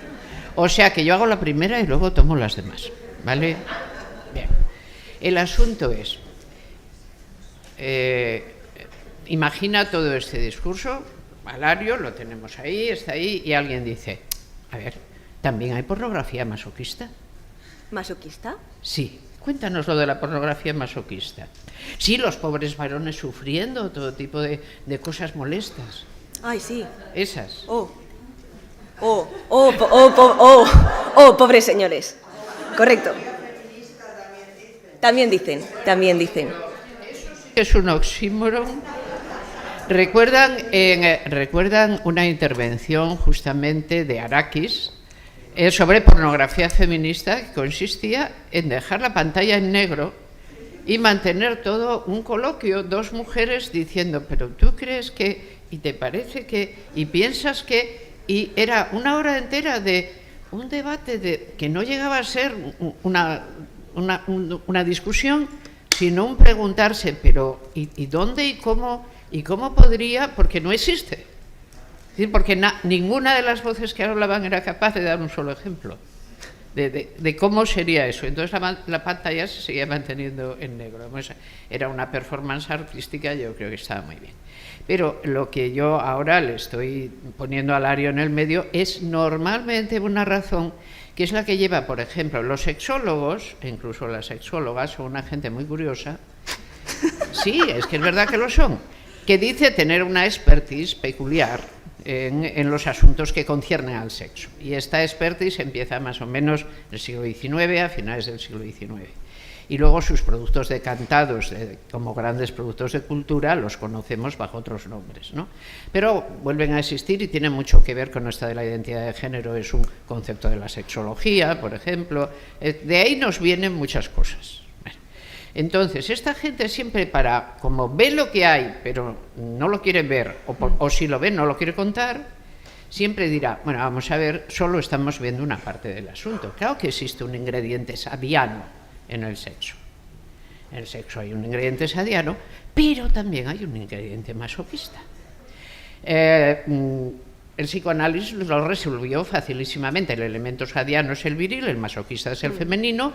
Cuando los varones son violentos, cumplen con su naturaleza, y cuando las mujeres se aguantan, cumplen con la suya, porque los sexos son complementarios, como todo el mundo sabe. Es decir, que unos hacen A, las otras hacen B, y aquello todo encaja. Dice: en tu bonita visión del mundo puede que sí, pero si piensas que la humanidad está constituida por individuos, y no por tus fantasías a propósito de los grupos de sexo, Pues a ver qué es lo que está pasando, que es el punto de vista que ha tomado Mónica. Que asume un punto de vista universalista en el cual un individuo humano no debe ser sometido a, pues si no está de acuerdo, si no, etcétera, ni otro debe ser educado en que, por el contrario, eso es lo que debe hacer. Tú te das cuenta que en realidad, yo lo que estoy pensando no te lo digo, luego te lo digo en privado. Bien, el asunto es, la manera de zafarse, es decir, también, sí, ciertamente hay un elemento sadiano, pero también hay pornografía masoquista. Hay pornografía masoquista, hay pornografía en que un pobre varón se ha atacado por, no sé, por otros que no sean varones. Mujeres. Sí, por ejemplo. O cosas raras. O cosas raras e intermedias que aparezcan por allí. Porque yo es que... No, esto otro tampoco voy a decir. No, luego. Sí, hay pornografía en que los pobres varones son muy torturados y humillados muchísimo, muy fuertemente. ¿Qué es lo que ocurre con esta pornografía? Ocurren dos cosas. Bueno, no, ocurren tres cosas. Tres, a ver si no se me olvidan según las voy diciendo. La primera es que cuando esto ocurre es presentado o bien como algo cómico o bien como algo deseado por los propios varones, ¿no? ¿A qué me refiero? Estos vídeos los encontramos en las páginas de pornografía. Pero hay dos escenarios distintos. Uno en que es el hombre el que está deseando que la mujer le diga oh, eres una basura, ¿no? Lo que se nos dice habitualmente a las mujeres en la pornografía, pero que se lo digan a él, ¿no? Esto lo encontramos. Y lo encontramos presentado específicamente como un deseo del hombre en cuestión. De manera que, ¿qué es lo que ocurre? Que el deseo del hombre vuelve a estar en el centro y las mujeres, ¿quiénes son? Quienes cumplen ese deseo. Claro, o sea, cambia el esquema, cambia en cierto sentido el contenido del esquema, pero deseo del hombre en el centro siempre se satisface. Sigue ocurriendo, le ponemos un tic, ¿no? Esto sí lo puedo decir. Mira, hay una película de Buñuel que es fantástica. Bueno, todas las suyas lo son en un cierto modo, ¿no? En un cierto modo. En la cual, si recuerdan, hay una mujer que es tan masoquista que solo puede cumplir sus fantasías sexuales haciéndose prostituir. Belle de Jour. Bien. Hay una escena. Belle de Jour, por supuesto, es una señora de la alta burguesía que va a un burdel de ínfima categoría a prostituirse. Y entonces se encuentra al cliente masoquista. Y entonces la madame le explica, cuidado con este, es un cliente masoquista, es muy exigente, es un masoquista exigente, cuidado. Quieren lo mejor de lo peor. Es lo mejor, es un oxímoron, dice, yo era masoquista pero muy exigente, dice, vale. Dice, es un cliente muy exigente y desea ser maltratado por una mujer que se comporte como si él fuera el criado y a la señora. Y ella dice, no tengo ningún problema, claro, es una señora de verdad. Y entonces entra la escena porno, están ya en la habitación del burdel y él le dice, usted es la señora y yo soy el criado. A la otra vez parece normalísimo que tiene varios en casa, ¿no? Y entonces se dice, me tiene que decir que no hago bien mi trabajo. Y ella, en plan señora, sin mirarle, le dice, usted no hace bien su trabajo. En plan señora de verdad. Y otro se queja y dice, no es así. Me tienes que mirar y decirme que no hago bien mi trabajo. Y el otro dice, ¿cómo le voy a mirar yo mientras le digo que no hace bien su trabajo? Soy una señora, no tengo por qué mirarle. Claro, entonces el otro empieza a darle las instrucciones exactas de cómo quiere ser humillado. Total. Y ya por fin está en el suelo y dice, y ahora me tiene que pisar. Y la actriz le pisa, o sea, con cara de un aburrimiento infinito, le pisa un poco. Y el otro dice, más suave. Pues eso, ¿no? Totalmente. Totalmente. Sí, sí. Ese es esta idea súper representativa de esta primera cosa que puede pasar, que es que sea exactamente, ¿no? Es como quiero que me humilles, pero como a mí me gusta, ¿no? Por tanto, sí, hay un cambio de quién es humillado, pero es su deseo, ¿no? Sigue siendo el deseo masculino puesto en el centro de la manera que él quiere, totalmente así. Esto es lo primero que puede pasar.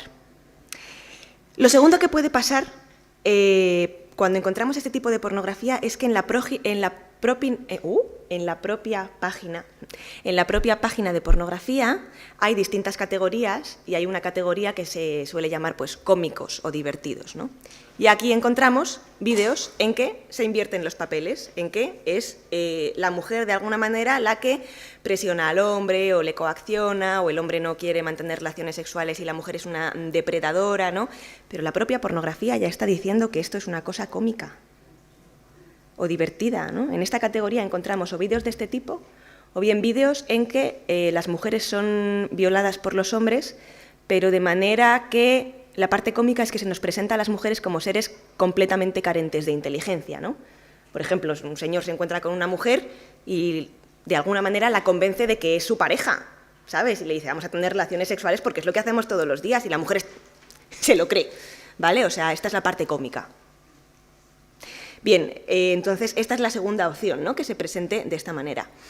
Y yo creo que hay una tercera cosa bastante importante de mencionar, que ya la dijo Dworkin en los años 80, con respecto a este tipo de pornografía, que es cómo se utiliza de alguna manera, esto es una reformulación, ¿no? Pero para despolitizar la violencia sexual. ¿Por qué para despolitizar la violencia sexual? Porque está hablando de un tipo de relaciones de poder que no responden a la realidad. En la realidad, los hombres no son quienes no tienen el poder y las mujeres no somos quienes violentamos, humillamos a los hombres. Los hombres no tienen miedo de las mujeres. Es al revés, ¿no? Por tanto, presentar este tipo de fantasías en el sentido de hombres que, pues yo qué sé, pues por lo que sea, esto es lo que quieren, lo que desean es pues ponerse en este otro lugar, ¿no? Aunque sea de manera jugando, ¿no? Porque no responde a la realidad. Al final lo que encontramos es precisamente esto, ¿no? Como esto no se corresponde con la vida real. Y en la medida en que no se corresponde con la vida real, se está planteando una situación en la que se te está diciendo, no, es que mira, los pobres hombres, ¿no? ¿Qué cosas tan terribles se les hacen?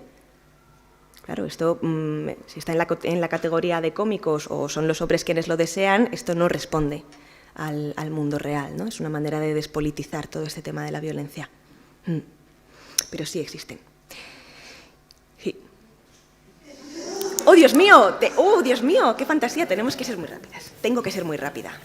Que me enrollo. También es curioso cuando dicen que ¿y qué pasa con el porno lésbico? Como si fuéramos, bueno, primero como si, que es aparte que creo que es una fantasía masculina además, lo de ver a dos mujeres. Y luego que encima se suelen penetrar también con unas pollas de plástico enormes, o sea, siempre está el factor, el falo de ellos. Y también como si fuéramos nosotras las que viéramos ese porno, ¿no? Como es entre mujeres y que luego también empiezan siendo dos mujeres, pero enseguida aparece el macho que luego, o sea, correcto. Me pone enferma lo de ¿y qué pasa con el porno lésbico? Que encima, además, correcto. Que además es muy violento porque, o sea, aquellos tamaños de, o sea, me parece brutal también. Bueno, pues eso. 3 ideas ultra breves. Un momento. A ver. Tenemos 6 minutos, lo cual no es gran cosa. Tenemos no sé cuántas palabras pedidas y tenemos por internet un saco de palabras pedidas. Vamos a hacer una cosa. Vamos a llegar a las 11, diferimos todo al coloquio de las dos ponencias. Es decir, lo que no podemos es, digamos, usar esta media hora porque está ya cerrada. La siguiente palabra estaba...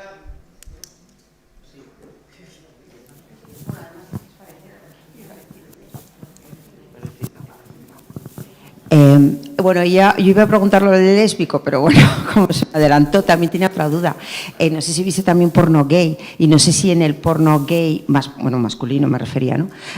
También hay esa cuestión de poder, si los hombres son o no violentados, o si es un tipo de... Ahí sí que hay un tipo de sexo consentido.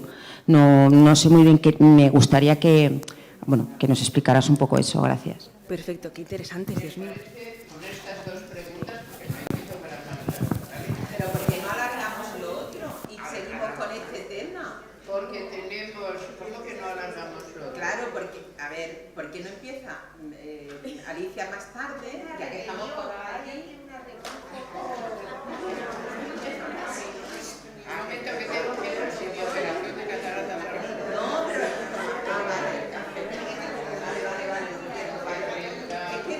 también está la posibilidad de que, las apuntemos o las apuntéis y salgan esta tarde, ¿no? Ya, tengo A ver la qué solución. ¿Qué dice Amelia? Es el momento. No podemos cambiar el horario, a las 11 hay la pausa y a las 11 todo está ordenado de esta manera. A las 11:30 tenemos la conferencia de Alicia Millares, pero luego de 13 a 14 disponemos de una hora entera, de la cual podemos utilizar media y media. ¿De acuerdo? Pues venga. Pero ahora tenemos, para estas dos preguntas, sí tenemos unos minutos. Bien. Buenísimas preguntas del porno lésbico y del porno gay.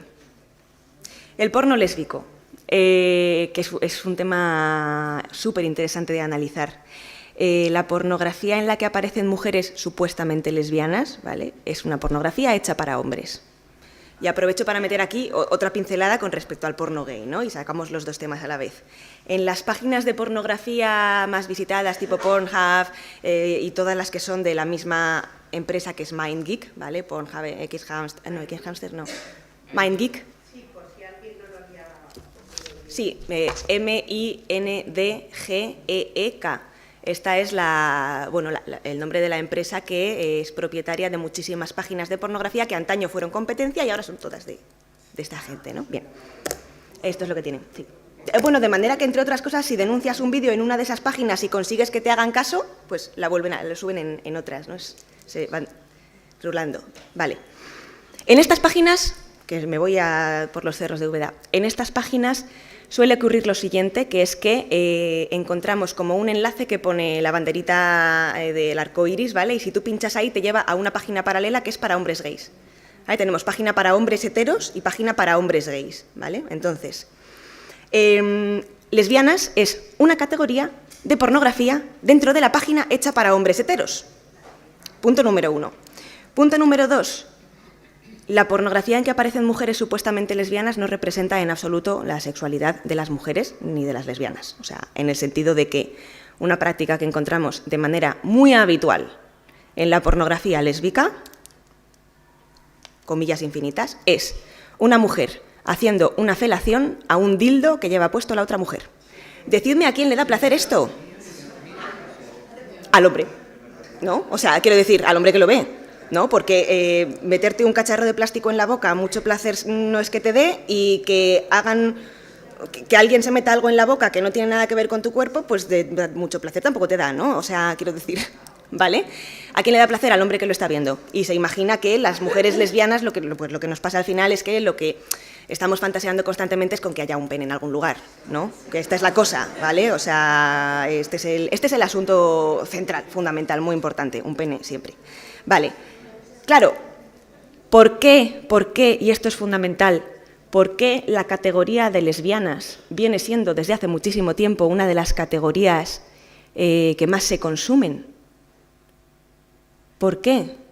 Porque es muy curioso, porque las lesbianas, del grupo de personas que atraen a los hombres heterosexuales, véase las mujeres, las lesbianas son las únicas a las que no van a tener acceso, ¿no? Por tanto, que los hombres deseen de manera compulsiva ver pornografía en que aparecen mujeres supuestamente lesbianas no es sino una muestra de esto a lo que ya las lesbianas políticas y Marilyn Frey y otras feministas radicales previas y así habían denominado el derecho de acceso fálico.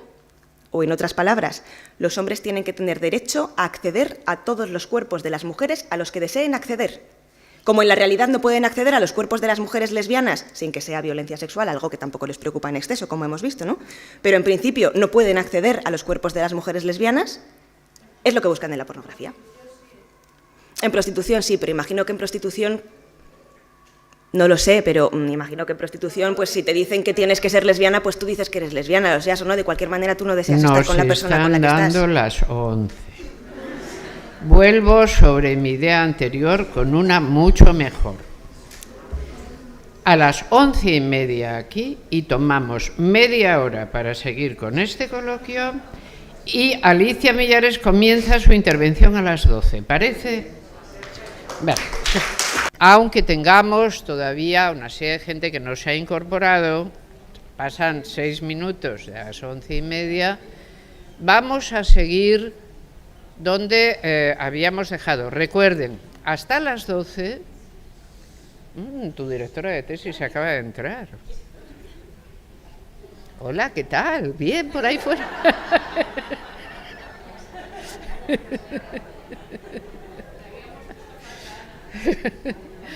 Excelente, excelente. Había, recordemos, 2 preguntas planteadas. Una era sobre la homosexualidad presentada en la pornografía. La homosexualidad femenina había sido respondida. Quedaba por responder qué ocurre con la homosexualidad masculina representada en la pornografía, que era una pregunta que se había hecho. Y inmediatamente después de eso daremos paso a las preguntas que se han producido en YouTube y después daremos de nuevo paso a preguntas que puedan darse dentro del auditorio, incluida la de tu directora de tesis. Bien. Te habíamos puesto falta. Todavía faltan personas por llegar, pero vamos a comenzar igualmente. ¿De acuerdo? A ver. Ah, sí, ahora. Bueno, pues muchas gracias por volver a estar aquí. Qué bien. Vamos a hablar un poco de porno gay ahora. Que... Correctísimo. Bien. Bueno, ¿qué es lo que decíamos que ocurre? Con el tema del porno gay. Porno, el que aparece en las páginas paralelas, ¿no?, de pornografía, que es específicamente para hombres que se relacionan sexualmente con hombres, ¿no? Lo que encontramos muy habitualmente es que hay, en cierta manera, una especie de duplicación de roles, ¿vale? O sea, por decirlo de una manera, hay uno de los 2 hombres que toma esos roles que en la pornografía heterosexual nos toca a las mujeres, ¿no? Y otro que toma esos roles que en la pornografía heterosexual tienen los hombres, ¿no? O sea, suele replicarse el esquema activo-pasivo, fundamentalmente en quién penetra y quién es penetrado, ¿no? Suele responder a este mismo esquema. Sí que es verdad que, lo comentábamos hace un momento, los niveles de crueldad, brutalidad, humillación no llegan a los que se ejercen contra las mujeres en la pornografía, no llegan, ¿no? Y una cosa muy curiosa que ocurre con la pornografía gay es que, al igual que en las páginas de pornografía para hombres heterosexuales se ve mucho la categoría de lesbianas, ¿no?, que es dentro del grupo que atrae a los hombres heterosexuales, véase las mujeres, las únicas a las que no pueden acceder, ¿vale? Pues en las páginas de pornografía para hombres homosexuales es muy vista la categoría de hombres heterosexuales, del grupo de personas que atraen a los hombres homosexuales, aquellas a las que no tienen acceso, en reciprocidad. ¿Se ve el paralelismo? ¿Sí? Bien, este paralelismo es importante porque nos permite pensar una cosa muy importante de la sexualidad masculina en general, heterosexual, homosexual, whatever, ¿no? Que es esa excitación a través del acceso omnipotente, ¿no? O sea, yo accedo a todos los cuerpos a los que deseo acceder. Incluso erotizo aquel acceso que no podría estar basado en la reciprocidad, en la medida en que las mujeres lesbianas no nos queremos vincular con hombres y los hombres heterosexuales no se quieren vincular con hombres, ¿no? Entonces yo creo que ese también es un punto importante.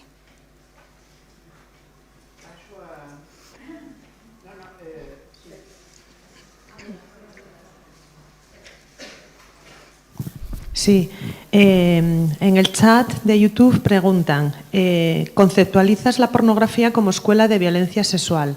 ¿En qué medida consideras que podría ser útil el concepto pedagogía de la crueldad de Rita Segato?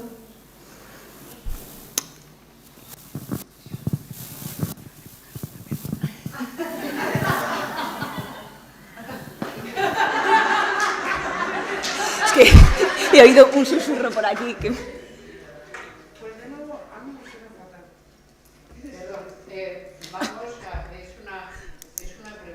Todo punto interesante, de tal manera que la pedagogía de la crueldad consiste en lo siguiente.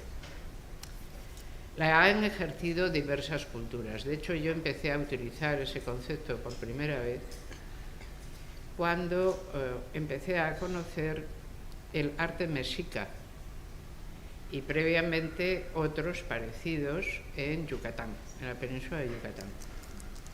El asunto era, aparecían imágenes sumamente violentas.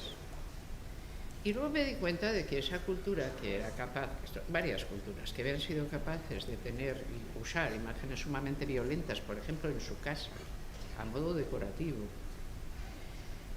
no eran después de todo tan distintas de lo que ocurría en la romanidad con las escenas sumamente crueles de circo, etcétera. Es decir, propiciar el disfrute de la crueldad. Esto exige una pedagogía, porque lo inmediato espontáneo es la compasión. La compasión no como un sentimiento benévolo al que sufre, no, sino como lo que es la compasión. Es decir, tú ves a alguien padecer e inmediatamente te asustas porque estás compadeciendo.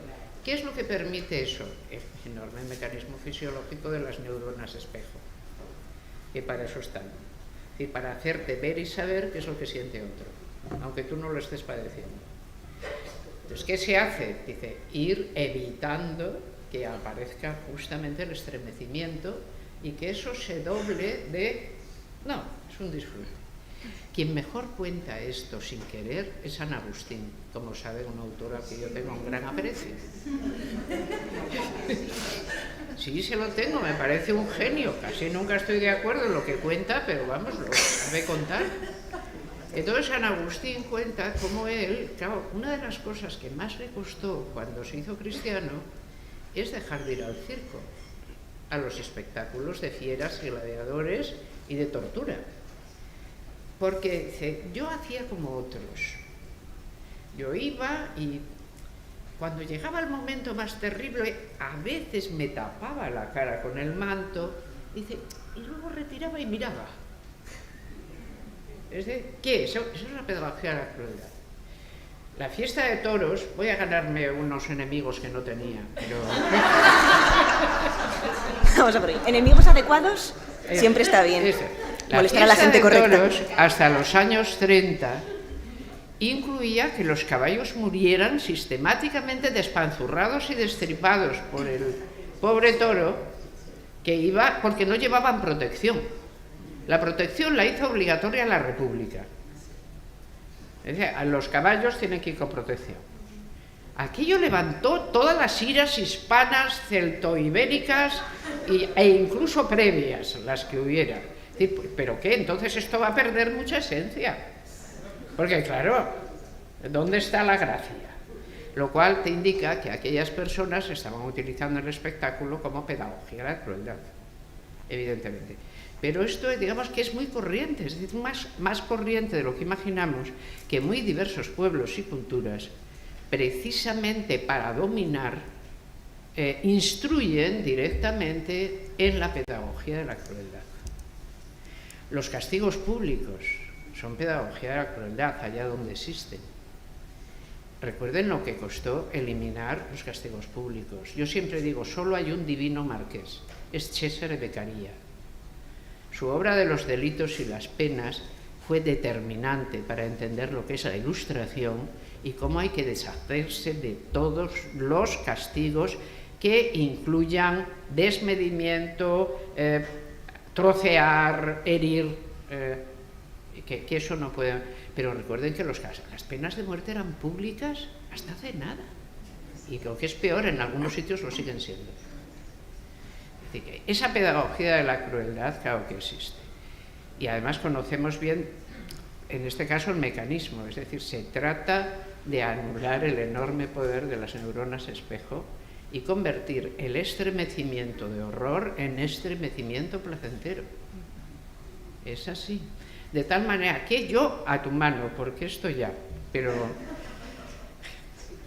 tuyo es. Sí, no, o sea, por supuesto, esto también lo pone en juego la pornografía, ¿no? Porque va estableciendo un continuo en que los niveles de violencia o de crueldad van aumentando así poquito a poco, de manera que el primero engarza con lo que ya tenemos normalizado en la sociedad patriarcal, ¿no? Parece que simplemente está mostrando una desigualdad que no estremece a nadie, ¿no? Permitidme la expresión, porque es lo que encontramos en cualquier relación heterosexual al uso, ¿no? Y más ahora entre la juventud.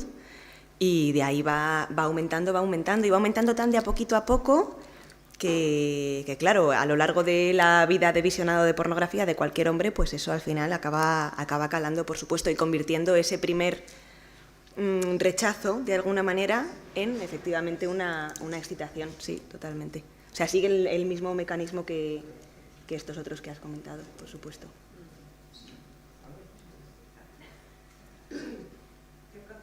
Acompañamiento tuvo mientras visualizaba estos vídeos pornográficos, preguntan, y en relación al acceso libre de las páginas pornográficas, ¿qué políticas públicas podrían exigirse? Proceso de acompañamiento. La realidad es que cuando yo estaba haciendo esta parte de la tesis, que consistía fundamentalmente en ver vídeos de pornografía, transcribirlos y hacer un análisis político de lo que acababa de transcribir, no pude ni siquiera pararme a pensar en que necesitaba un proceso de acompañamiento, porque de alguna manera al final una tesis es un trabajo académico que manejas unos plazos y tienes que seguir, ¿no? Entonces, lo comentábamos antes en el café algunas de nosotras, esta sensación de impacto que tenemos muchas personas, muchas mujeres sobre todo, que con mucha sensibilidad hacia la violencia, hacia la agresividad, a mí este tipo de contenido me impacta muchísimo, pero yo no puedo detenerme en ese momento en que estoy haciendo la tesis a, no sé, una clase intensiva de boxeo o a llorar un mes en la cama o yo qué sé, ¿sabes?, a hacer el proceso de sanación que fuera necesario ahí. Entonces la única que a mí me quedó para poder seguir siendo funcional y para sobrevivir a todo eso que estaba viendo fue disociar. Entonces me veía los vídeos como churros y cada vez que a mí me venían ganas de, no sé, dar un puñetazo contra la pared o llorar o lo que sea, pues decía, frena, ahora no porque tienes que seguir, te quedan todavía 10 horas de trabajo por delante, ¿sabes? Y tienes que ser funcional. Entonces todo eso luego te pasa factura a posteriori, que es donde estoy. Te pasa factura porque al final todas esas cosas que no has gestionado en su momento, de alguna manera el cerebro, como ocurre con todas las situaciones traumáticas, las bloquea, ¿no? Y te toca hacer un trabajito para poder recuperarlas y sanar, ¿no? Y esto lo cuento no desde hace mucho, porque le he puesto palabras no hace mucho, ya han pasado 2 años y medio desde que he dejado de ver pornografía. Y lo cuento no desde hace mucho, pero creo que es importante decirlo porque lo que significa es que la pornografía es traumática para las mujeres. Es traumática para nosotras porque no va de sexo, ¿no? El sexo no es traumático para las mujeres. El sexo está muy bien cuando es sexo y no violencia, ¿no? Y sí, es curioso, ¿no?, cómo este material que a nosotras nos puede dejar 2 años en estado de shock y luego ya, pues, trastorno de estrés postraumático, pues a los hombres es algo que consumen sin ningún tipo de problemática en su vida cotidiana, ¿no? Creo que es importante también contar esta parte personal porque no es solo personal, efectivamente. ¿Y la segunda era? Sí. Perdón. Ah, sí. Pues una ley abolicionista del sistema prostitucional, pornografía, prostitución,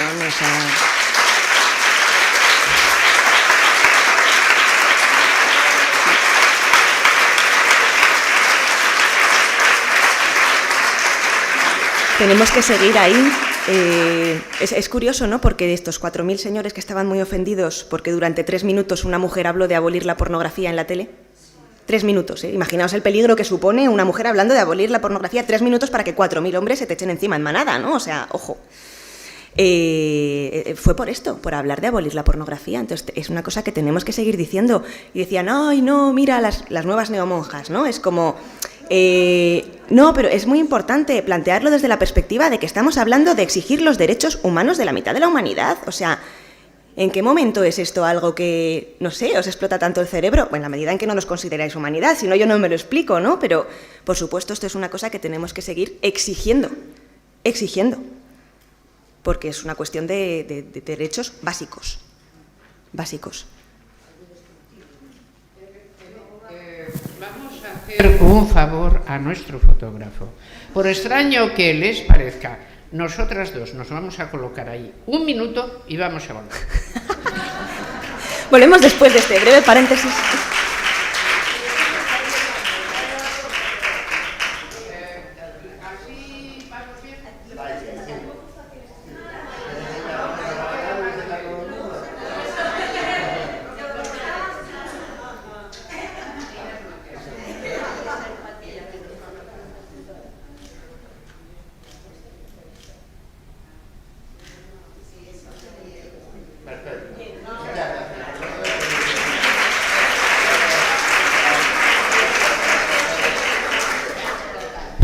Siguiente pregunta. Sí, son sobre las acciones penales que se pueden emprender para denunciar todo esto, y otra que tiene que ver con los derechos de las relaciones laborales, si no se aplican en la industria del porno. Laborales, porno. Ok, bien. ¿Qué acciones legales se pueden emprender? Dos cosas. Intento sintetizar, ¿vale? Lo máximo que puedo, ya que soy de... En fin, la tesis tiene 1000 páginas, no digo más. La primera, estuve al principio de empezar a ver pornografía en un congreso que era específicamente sobre la pornografía, mal llamada pornografía infantil, a la que deberíamos llamar violaciones a menores filmadas, ¿vale? Filmaciones de violaciones a menores, que, no hemos hablado de ella, pero campa a sus anchas en estas páginas más visitadas. O sea, hace años te tocaba ir a la Deep Web para ver una violación de una niña de 3 años, ahora ya no. Te aparece en Pornhub. Están ahí. De hecho, ha habido denuncias específicamente. Bueno, que me voy del tema. Y en este congreso, que yo aprendí mucho porque había mujeres desde distintos ámbitos de trabajo, ¿no? Decían que es prácticamente imposible perseguir esto, incluso aunque a todas luces siempre es un delito. Siempre es un delito una violación a una menor. Ahora bien, ¿qué es lo que ocurre? Primero, que te van a decir que cómo demuestras la edad de esa niña. Cuando es alguien que puedes decir ronda los, no sé, 13, 14 años, pues aún te puedes meter, bueno, es que ni siquiera... Pero aún, de alguna manera, comparado con cuando te dicen eso, cuando en ese vídeo hay una niña que es que no excede los 3 años y te dicen cómo demuestras la edad de esa niña, ¿vale? Ahora a lo mejor se entiende lo que decía de los 16, 17.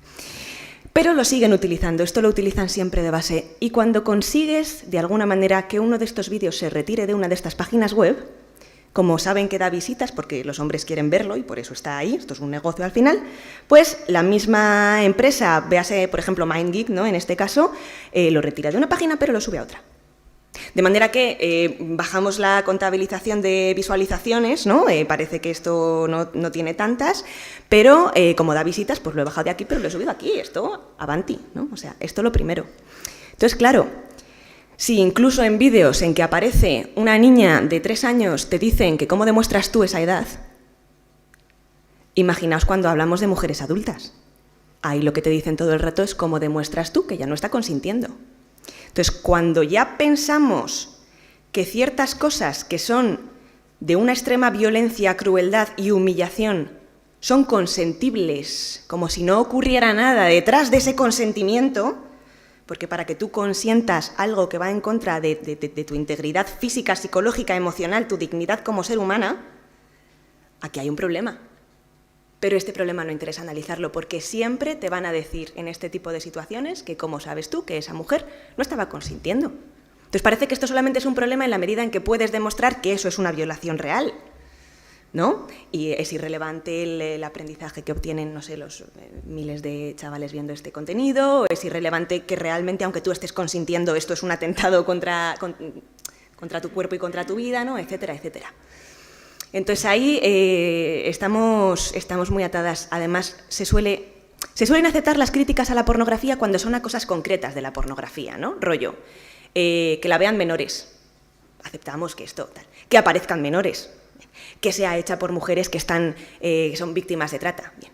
Pero a la existencia de la pornografía es a donde tenemos que ir, porque la pornografía no es un problema por circunstancias particulares que la envuelvan, sino porque existe, está ahí, reproduciendo el patriarcado y la violencia contra las mujeres y contra las niñas, ¿no? Entonces tenemos que ir ahí, incidir ahí, precisamente, porque como vayamos a los pequeños mecanismos, no conseguimos nada.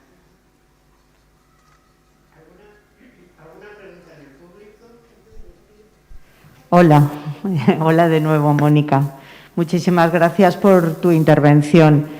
Como has dicho en tu exposición que las palabras importan, desde luego ha sido revelador toda la comunicación, pero hay una cuestión que me hace saltar las alarmas con respecto a poner las palabras, ¿no? Que los conceptos, cuando se está hablando, y la pornografía y la prostitución están dentro cuando llamamos la industria del sexo.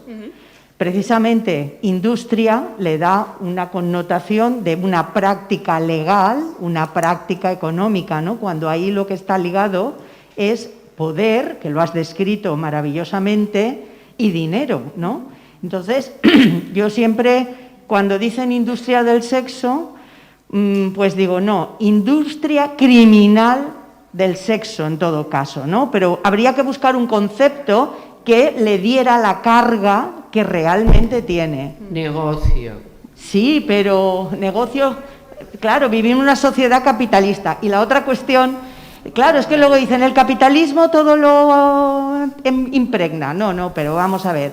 Y luego hay otra cuestión que ha salido someramente en una pregunta, y es, lo hemos analizado desde esa relación de poder que quieren ejercer los hombres, pero las mujeres que están realizando la pornografía, aunque haya un consentimiento, o sea, son con una vida artística, también lo digo entre comillas, muy corta, son luego utilizadas y desechadas socialmente porque quedan destrozadas. Y ahí también hay un componente humano que hay que tener en cuenta, ¿no? Porque es que si no son objetos y son personas. Sí, totalmente. Del tema de industria del sexo, yo es verdad que suelo hablar de industria de la explotación sexual, ¿no? Que es un término que, si no recuerdo mal, acuñó Rosa Cobo, que me parece que le pone un marco mucho más claro. Pero el término industria, fíjate, ahí no había caído, y te agradezco porque así yo también le doy una vuelta al término industria. Pero desde luego, industria del sexo, ¿dónde está el sexo ahí? Está que excita sexualmente a los hombres, volvemos, ¿no? Pero no sexo. Bien. Y de este otro tema, totalmente, o sea, claro, hablaban antes del tema de los derechos laborales, que eso se me ha quedado por ahí, de las mujeres que están en el sistema prostitucional. No existe algo así como derechos laborales, o sea, tú hablas con mujeres que están en situación de prostitución. Yo estuve en un estudio en las Baleares en el año 2020 en que entrevistábamos a mujeres que estaban en situación de prostitución, y una de las preguntas era, ¿cuál es tu horario de trabajo? Porque obviamente hay que hablar en los términos que estaban ellas cómodas, ¿no? Para hablar. Te decían, ¿cómo horario? ¿Vale? O sea, esto para mí ya es clarificador. Pero otra cosa que creo que es importante es, y aquí vuelvo a hablar un poco desde mi experiencia viendo pornografía, ¿no? Una idea que me vino a mí cuando veía los vídeos de pornografía, y ya no hablo de los vídeos más macabros de tortura o de mutilación, ¿no? Sino de vídeos que tú sabes que, bueno, pues que han estado muchas horas rodando una doble penetración, las mujeres que se atragantan cuando les introducen el pene hasta la garganta, que luego vomitan, todo esto, ¿no? A mí hubo un momento en que me vino una idea a la cabeza, de manera un poco obsesiva cada vez que veía un vídeo pornográfico, que es cómo se ha levantado al día siguiente esta mujer. ¿Cómo está su cuerpo al día siguiente? ¿Qué siente? ¿Dónde está su dolor? ¿Tiene moratones? ¿Le duele algo? ¿Cómo se siente consigo misma, con su cuerpo, ¿no? Tuve que frenar esa idea porque era una idea que no me permitía, bueno, de nuevo tuve que disociar de ahí, ¿no? Es como me meta yo a pensar en cada vídeo qué secuelas físicas, mentales, emocionales le ha podido dejar grabar esto a la mujer que estoy viendo aquí, que es un ser humano real. No puedo avanzar, porque es imposible. No se puede aguantar, o sea, no se puede aguantar esa sensación, ¿no?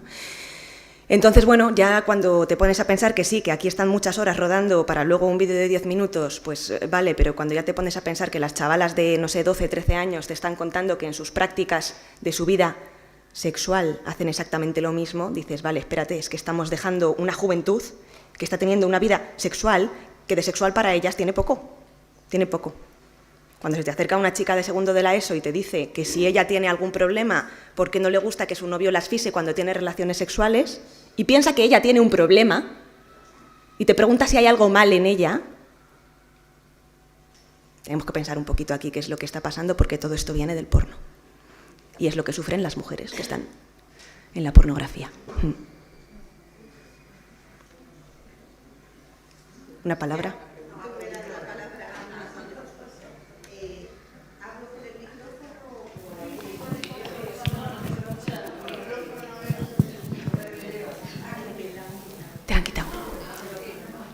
Quería,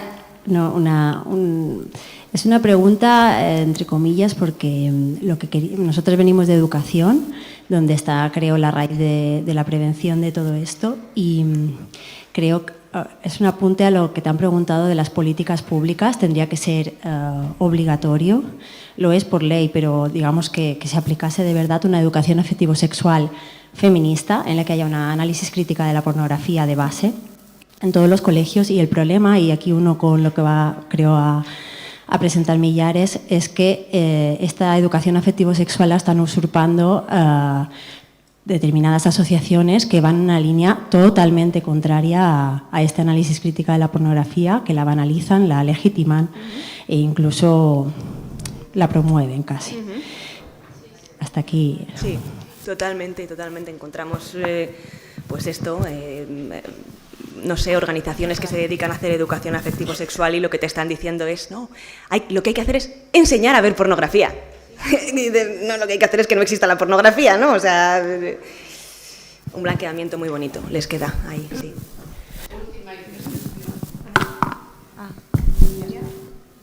Hola, bueno, lo primero agradecer a Mónica por no por todo lo que ya trabajaste, sino por tu determinación para contarlo y hacerlo público. Muchas gracias.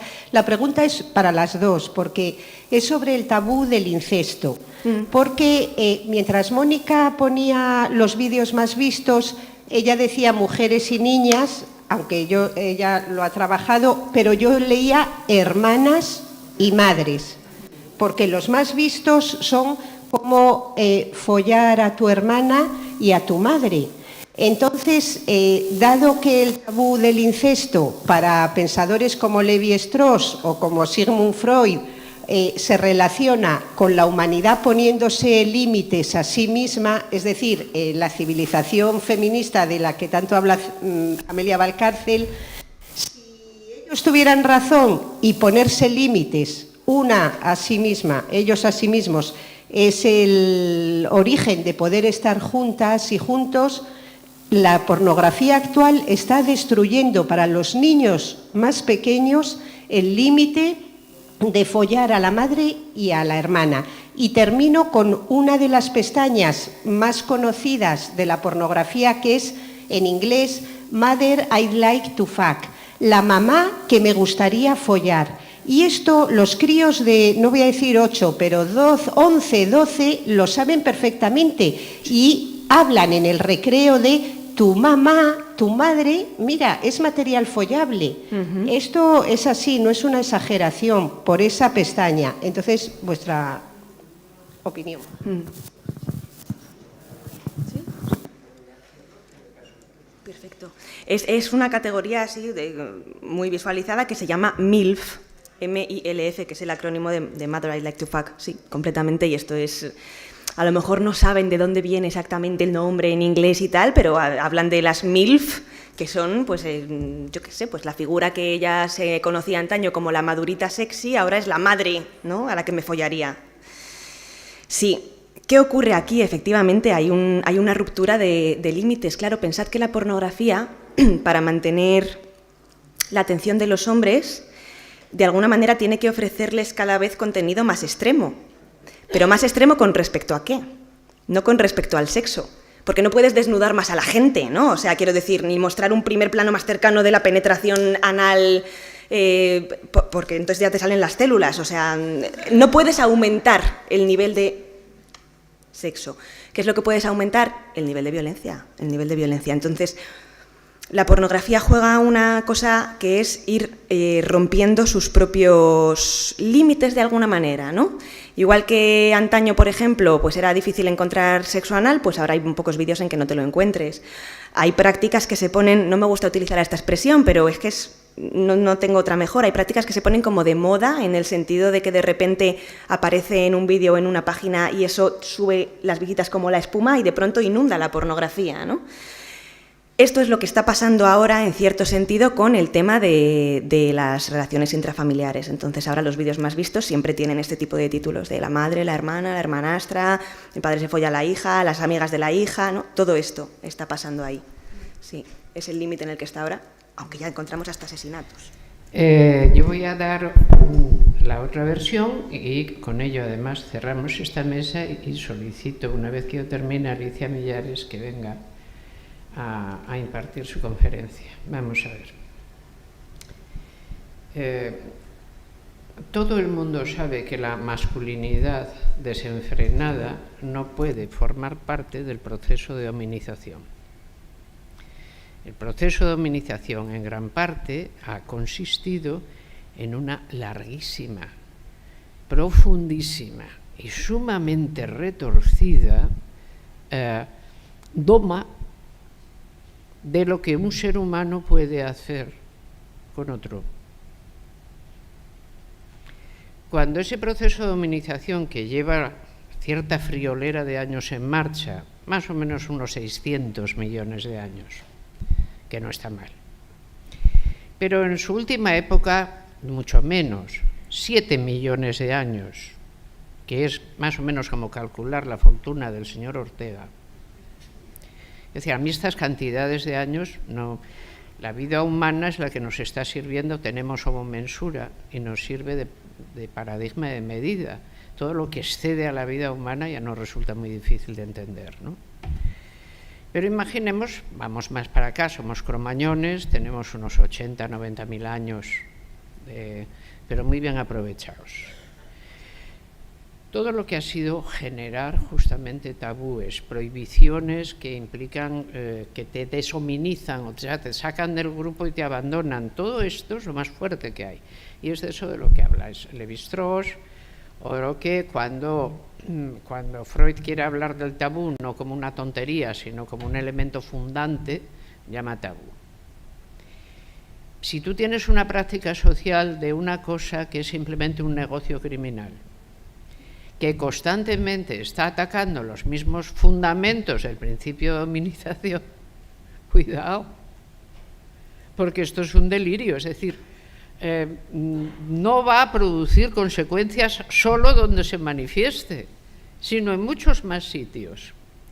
Y todas las garantías en forma de ley que nos hayamos ido dando para mantener la convivencia tienen ahí un agujero negro.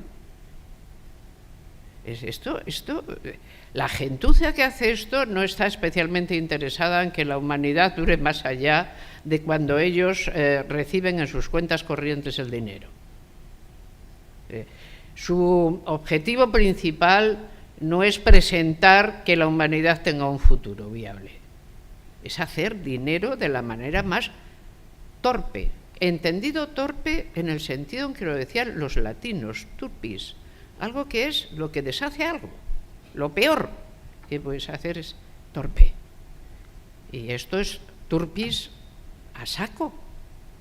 Y además, podemos pensarlo de lo siguiente, un nivel psicológico. Dice, esto desentrena a las personas para tener sexo. Lo cual, oye, es bastante malo en sí, porque, oye, después de todo, una de las maneras de pasárselo bien en esta vida, ya lo decía el filósofo Aristóteles, es el sexo. Por lo tanto, oye, que te lo hagan imposible, porque te lo estropeen de tal manera que ya no sepas cómo se hace, pues te fastidian bastante. Pero este es el fastidio individual. El problema es que este tipo de agujero negro socava las seguridades sociales elementales.